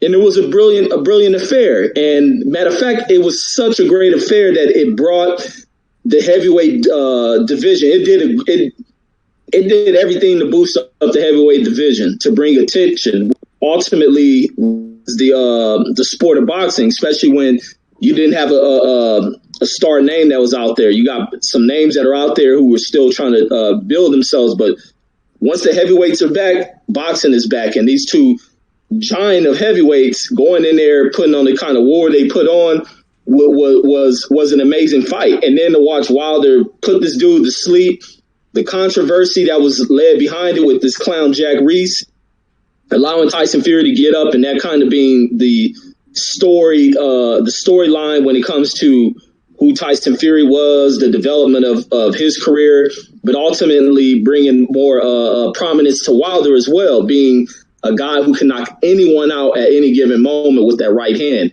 And it was a brilliant fight. It was nothing no one could say. And ultimately, it led these dudes to becoming bigger stars going into their rematch and ultimately a trilogy. But it was a great fight. But I thought it was a fight Wilder should have won. I definitely thought Wilder should have won that fight. I didn't think Fury did too much. Wilder was kind of uncontrolled, not fighting in the style that he fought against Bermane Stiverne. That's the thing. I want to go on a quick tangent that I'm speaking of is how crisp Wilder is with those jabs in that fight. Very crisp with the jabs. His movements are very swift and together. If he would have went into the fight with that style of boxing, that type of jab, it'd have been definitely not over with a jab to the chin of Tyson Fury. And even if the legs were there in the second fight. So I'm looking forward to seeing the return of that style of Wilder, who is throwing out that straight bullet train jab and getting Tyson Fury out in this trilogy. But that first fight was epic. It was classic. It was much needed for the sport of boxing, for the heavyweight division, no doubt. But yeah, that's all I got, man. Classic fight. Good pick right there, Drew. Yeah, my thoughts on that fight were that when it ended, I thought Wilder should have edged it. He didn't get enough scoring in the early rounds. He took the fight to Fury. He actually worked the body a little bit early on and everything. It was just amazing to look at it, that the fact that the two knockdowns that were scored made the difference in the fight when they credited him with not winning anything else. That was just ridiculous. And then, we know what happened in the aftermath. But let's move on from that and go to 2019, where we can, get ready to wrap things with your fights of 2019, the fight of the year and the runner-up. I bet we all will differ on this. I'm just going to go around to all three gentlemen, tell me what the fights are for you, and then we'll decide what we break down after we find out what the fights are. Supreme Beast, what are your two fights? Fight of the year and runner-up for 2019. Fight of the year, I'm going to have to go with Anthony Joshua versus Andy Ruiz. Then the runner-up is going to be Wilder Ortiz 2. Okay. Drew Titan, which two you have?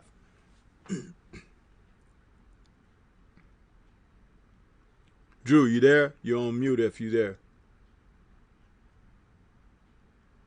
My bad. Okay. Wow. 2019. Okay. Let me go in a different direction. All right. I'm going to go with fight of the year. Oh, man. I'll say Spence versus Porter. Fight of the year.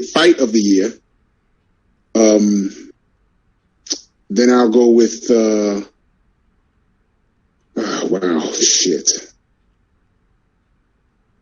Wilder versus Brazil. Okay, now Reggie, which two you have? Oh man, I got an instant classic for 2019. KSI Logan Paul. Get the hell out of here. Okay, and what you got for your runner-up? I was ready for you to cuss me out for that one. No, my fights for the year, man, was a fight that wasn't between a big star. This Oscar Valdez versus Adam Lopez.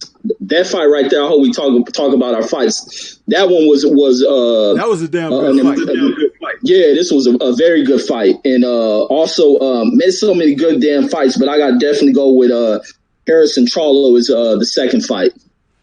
Okay, now I'm going to give you guys mine, and we'll decide which two we'll like to cook on the rest of the way. The two I have for 2019, I've got the Monster, Inoue versus Donaire as my fight of the year. Okay, and for my runner-up, it's what Drew mentioned for his fight of the year, the Spence versus Porter. So, out of the bag that we came up with, which fights do you guys want to cook on? The two fights for the rest of the show, and we'll cook on them. Yeah, I want to talk about that Valdez Lopez. The reason why I choose that one is it was not as big as the other fights that are on there. The reason why I picked this one is because of the way this fight turned out. This is Lopez. I think he was like a one-day replacement for this. He happened to be in shape, and that was because of Valdez's opponent ended up coming in. Remember, everybody was missing weights around this time period. This dude weighed like 11 pounds overweight. Yeah. Lopez ended up getting a call. He stepped in there. He was in shape, I guess, preparing for a fight. Comes into this fight because they're setting Valdez up. You know, Valdez was the next big thing coming from, I believe, a top-ranked fighter. Next big thing they kind of propping up, so they thought he'll get in here with Lopez. This is a cherry pick that almost went wrong. And Lopez got in here, and he put a schooling on Valdez. He was schooling the hell out of Valdez early in this fight. He was working Valdez with that jab, had Valdez backing up, dropping Valdez. I think he dropped Valdez in the third or second round. He put Valdez on the ground, and Valdez was hurt from that punch. And when he came back that next round, I remember him just being wild, he was embarrassed, but knowing he needed to get this guy up out of there, because from a boxing standpoint, Lopez is like, some levels ahead of him. Lopez just looked brilliant in this fight, and he was underestimated. It was looking bad for the promotion of this fight, and for the promoters, manager, it was looking bad for Valdez, period, because it's going to derail everything he was moving up for. He ended up getting lucky. He didn't get lucky. Lopez had a lapse on defense. He fell asleep for a split second, got caught with a punch, got put on the ground. He gets up, but the referee ended up being a hoe up in this fight. And this is a problem with some referees who look like they may be, they greasing the palms and shit. They didn't got paid off under the table or something, because when Lopez got up from that being knocked down, in mine, it's only a few left in the round. He gets up.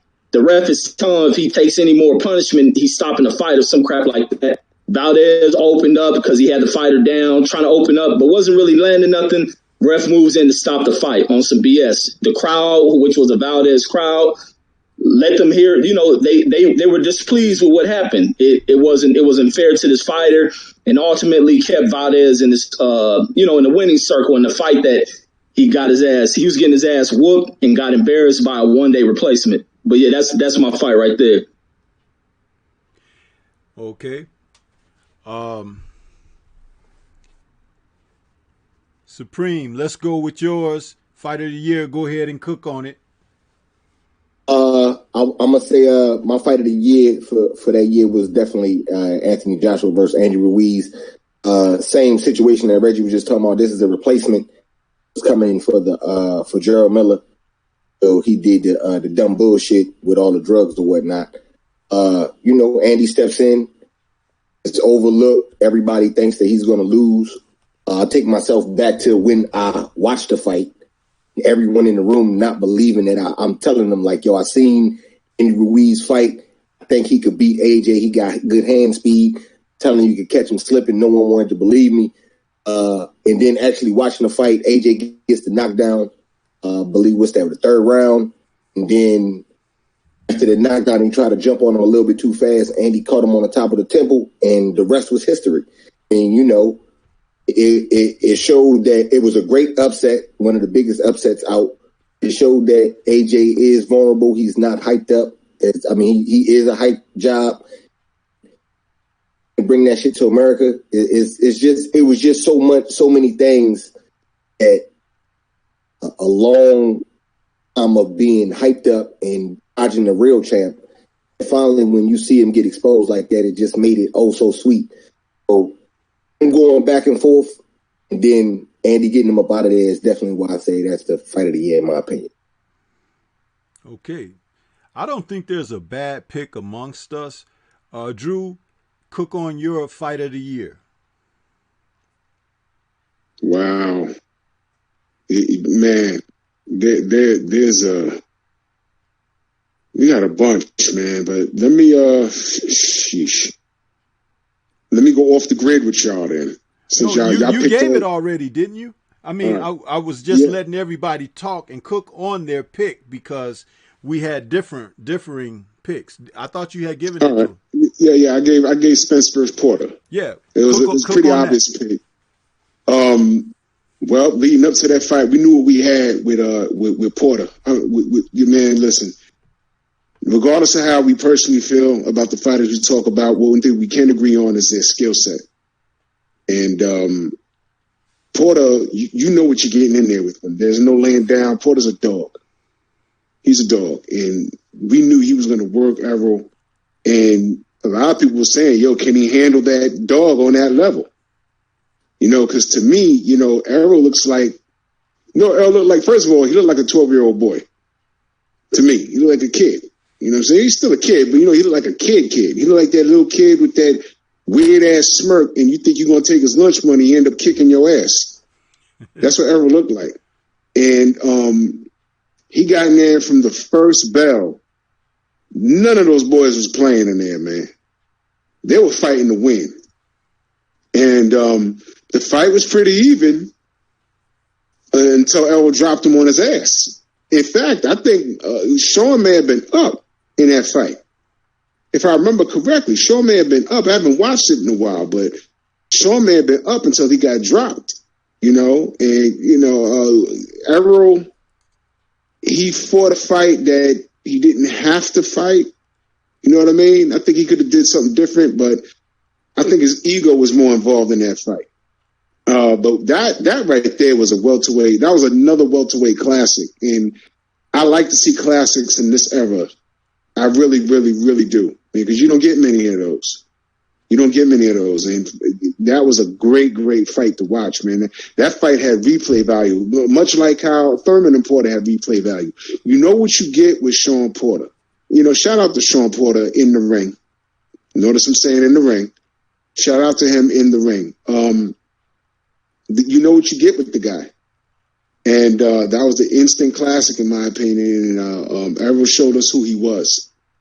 Really, she showed us who he was as a fighter, man. I was really proud to have watched that fight, man. To see those two young guys, balls to the wall, man. If you paid for that fight and went to go see it live, you did not waste your money. It was back and forth, back and forth, back and forth. Nobody took a step back. You know what I mean? And the way the business works, man, you fuck around, you might see that rematch. Maybe in 2021, 22. You know, you never know. You never know. But there was a lot going on in 2019, man. I'm just saying, but I just want to cook on my pick. Well, this is what I have to say for mine. Naoya Inoue and Nonito Donaire. These two men coming out of that tournament and Donaire, you know, being sort of like a Cinderella in there because a lot of people had counted him out and felt like he would bow out earlier than he did, and he ended up being there at the end. And boy, did he really show up at the end.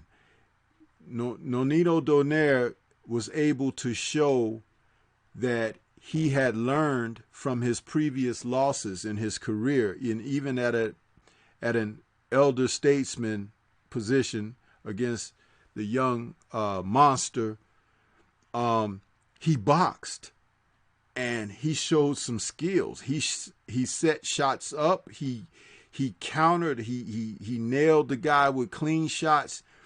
Inoue is no joke. He was very strong. Hits very hard for his weight and everything, but he suffered a huge cut over one of his eyes, and he took punches. I mean, Inoue was like, because Donaire can crack at that weight class especially, and we thought he might lose a little bit because he moved back down, but he was able to deliver a quality effort. And I'll never forget, it was either the 10th or 11th round where Inoue hit him a body shot, and Donaire's reaction to it was like a helicopter that's going down or something, like in a circle, and he ran around the ring. after taking that body shot and looked like he wanted to quit. And the ref didn't say anything, and Inoue didn't chase him. It was the weirdest moment in a boxing match to watch that take place. But I guess he got hit in that floating rib, which is kind of a tough way to hit someone unless you catch him just right. You get those funny reactions. And Donaire was able to do that, but he sucked it up and he was able to finish the fight. But both men gave. But I do believe Inoue lost something in that fight. You don't get hit like he got hit by a guy who can punch like Donaire and not come out of that having lost something of what you had going in.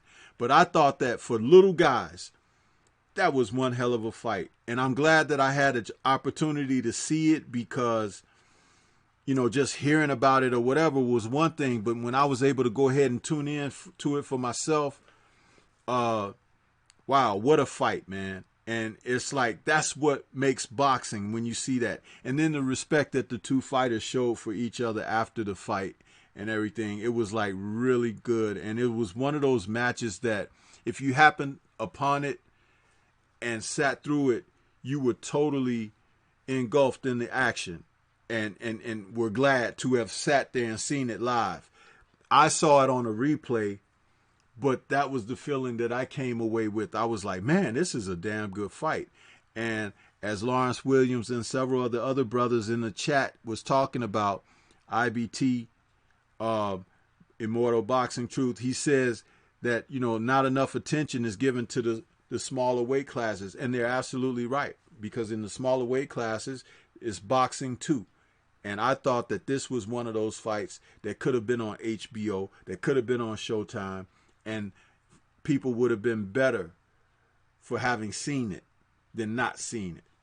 It was just that good of a fight, and wasn't hard to pick as a fight of the year for myself, because I saw it. It'll be a little bit different if you saw all these other fights and went back, but I saw the fight, and it wasn't hard for me to make it a pick for the fight of the year. So that's what I had to say about my pick. Let's go around the panel and get some final words. Let's start off with Supreme Beast Boxing Talk. Give us your final words, bro, on the show, and thank you for coming, and where people can find you. You'll find me Supreme Beast Boxing Talk, Instagram, Facebook. Of course, we got the channel on YouTube. We drop a show once a week. I want to say like around Tuesday. I'm mad we didn't get to talk about the 2020 year Black people versus Rona. I'm saying, but we'll say that for another time. Whatnot. Thank you for having me, Stormy B, man. Once again, OG. I'm saying whenever you invite me to the show, I'm gonna be here, man. No doubt. Salute Drew Titan. You know what I'm saying? Reggie Owens, man. Y'all definitely inspiration. Just be on the lookout for me, man. Thank you for having me again, though. Yes, sir, man. Thank you for coming, and you'll always be welcome here on the Stormy B-Man channel when we have these shows and we have our panels, man. So keep your eye on your emails, because I'll be shooting you some links, bro. And you did a great job this evening. I'm glad to have been able to collaborate with you and look forward to more in the future. Drew, give us what your final thoughts and words are, and remind people where they can find you, bro. Yes, sir. Stormy, thank you for having me on once again. For the length of time that I'm free on these Fridays, I always jump on with you and show you love. Thank you for having me on. I am Drew Titan, Bronx on Deck. You can follow me on Instagram under the same name. You can also follow me on OG Boxing Talk on YouTube every Sunday. What time we come on? 9 o'clock Eastern Standard Time. I guess it's 8 o'clock Central Time or whatever. And I also have my own show, LDBC Strong, every Sunday, 7 p.m. Eastern Standard Time. I discuss health and wellness. Also do pop-up streams during the week. They're very random, called Respect All Warriors. I interview fighters of the past and the present, and trainers and promoters, and that's my level of boxing talk. Once again, Stormy, thank you for having me. You're on Supreme Beast Boxing Talk. Stay with that great work. I'm always listening. Reggie Owens, same to you. Stay with the great work. And yo, brother, I see you on Instagram. And let me just say this, bro. In 2020, we don't argue with black folk that Harriet Tubman would have shot. Just know that I'm reading those comments and I'll be biting my tongue very, very hard. You know, there's a lot of coons that come up in your chat on the gram, and I'm like, oh my God, man, I can't believe that. But I don't say anything because I don't argue with people that Harriet Tubman would have shot. And that's how I deal with that. It makes my life a whole lot easier. But thank you for having me on. And shout out to the LDBC, man. Good looking, Stormy. Appreciate it. And I appreciate you too, bro. And we'll be there to support you for your projects as well. And look, keep those interviews coming, man. That's some great stuff that you're doing over there. You and Trick Nolte and y'all putting those things together, man. That's some great stuff there. And we should not forget our fighters, man. And you guys are doing a great job of bringing memorable names back to the this platform that we're sharing here on the. Oh yeah. I gotta shout out Trick Nolte, man. Yes, sir. For those that don't know, man, you want to talk about this brother putting in work, man. Y'all just have no idea. Trick Nolte putting in a lot of work behind the scenes, man. That's my brother. We love him. Shout out to Trick Nolte. Big shout out to Trick Nolte. Yes, sir. And Reggie, can you give us your final words and let everybody know where they can follow you as well? Oh yeah, absolutely, man. What another great show, man. Salute to my brother Supreme Beats, Cadillac Red, Drew Titan, the OG Stormybman. And you're right about it's that one person on my Instagram who always coming with some coon stuff. I agree with you on that one. Always. Anytime I put something on Trump, the same chick is on there defending him. But you guys can find me at Boxing Conversations with Reggie Owens. I had to start a second page because once again on social media, I'm known for getting suspended and getting strikes for my views anytime you make statements to the particular one sector of American society. These platforms want to take things out of tech. So I got another channel as well, just Boxing Conversations with Reggie Owens Part 2. So I think tonight they lift the part of the strike where I can go live. I'm still in a 90-day strike, but I can go back live, and I'm probably gonna get a strike for the next video I'm gonna drop because it's gonna be addressing YouTube and its policy. So you guys can catch that one before YouTube decides to ban it or whatever they do with it. But I'm gonna keep it clean. But I'm definitely gonna be addressing some of the policy issues when it comes to YouTube, the type of videos they take down, what they deem as hate speech and whatnot. And it's funny, the video that got me strike, I got it up on my second page, and it's a video with the kids making a video of how to make the rest of the N-word. That video got taken down on my main page, possibly because of the title, so it could have been a mistake I made, but it's on the second page. So you can subscribe to me there. I'm going to keep doing my fights. So I'm going to make sure I do a fight tomorrow. Then I'm going to do the video to address YouTube directly about its policies as far as what they deem as bullyish, what they deem as hate speech, what they, the copyright striking thing is another issue I have. They're going to have to do something about that. If the video is deemed copywritten, remove the video without striking a person's page for the, we try to be creative in things. It's not to steal content, but their rules on stuff are so broad, and there's no kind of instructions on what is what when it's hard to contact them. So I'm gonna make a video direct at them. Hopefully it catch wind and somebody's gonna hear it, because you never know who's listening to what on here. So, but that's all I got, man. Y'all catch me there. Yeah. And a couple of more notes before we go. I want to shout out Lions Den Boxing Community for the PayPal donation. Appreciate you, man.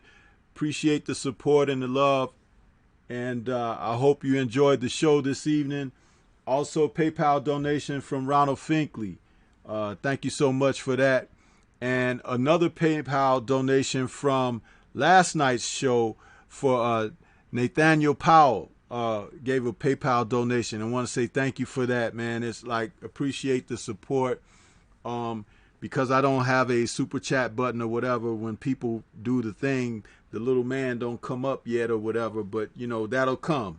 It's there. But when I can see it while I'm live, I will acknowledge people. And if I don't catch you like I did with Nathaniel just now, I'll still acknowledge you in the next show or whatever. I appreciate anything anybody does to support the channel, whether you're giving a donation or you sharing the content, you know, or whatever. Appreciate that. I hear that that we had a new person in the chat this evening. IBT Immortal Boxing Truth was brought here on someone's recommendation. I appreciate that, because it is because of the community out there that's listening and the chat that's giving the support and everything that I'm able to be here for you, and I appreciate that. One more acknowledgement, and I'll bring all the fellas in on the panel for this too. We had some bad news earlier this evening from 78's chat that Muhammad is the One has passed away. Muhammad is the One has shown up in a lot of the LDBC chats. He's a regular brother in the community and everything. I did not know him personally, but he's been in my chat and everything. And I just want to say, you know, condolences to his family and everything. I don't know the details, but the news was broken on 78 stream before we went live tonight. So I just want to say RIP to the brother. Muhammad is the One. And if anybody else on the panel here want to say some words, you know, you're free to please do so before we sign off. Yeah, I'm very familiar with his name. I never met the brother. I don't know where he's from or whatever, but he's one of the brothers in the LDBC that he shows up to all the stream. He is super chatted. He's there. He's one of the recognizable names for his since the LDBC started, as a matter of fact. And I didn't hear all of the stream this evening, man. This is like, it's consistent with bad news all fucking year long.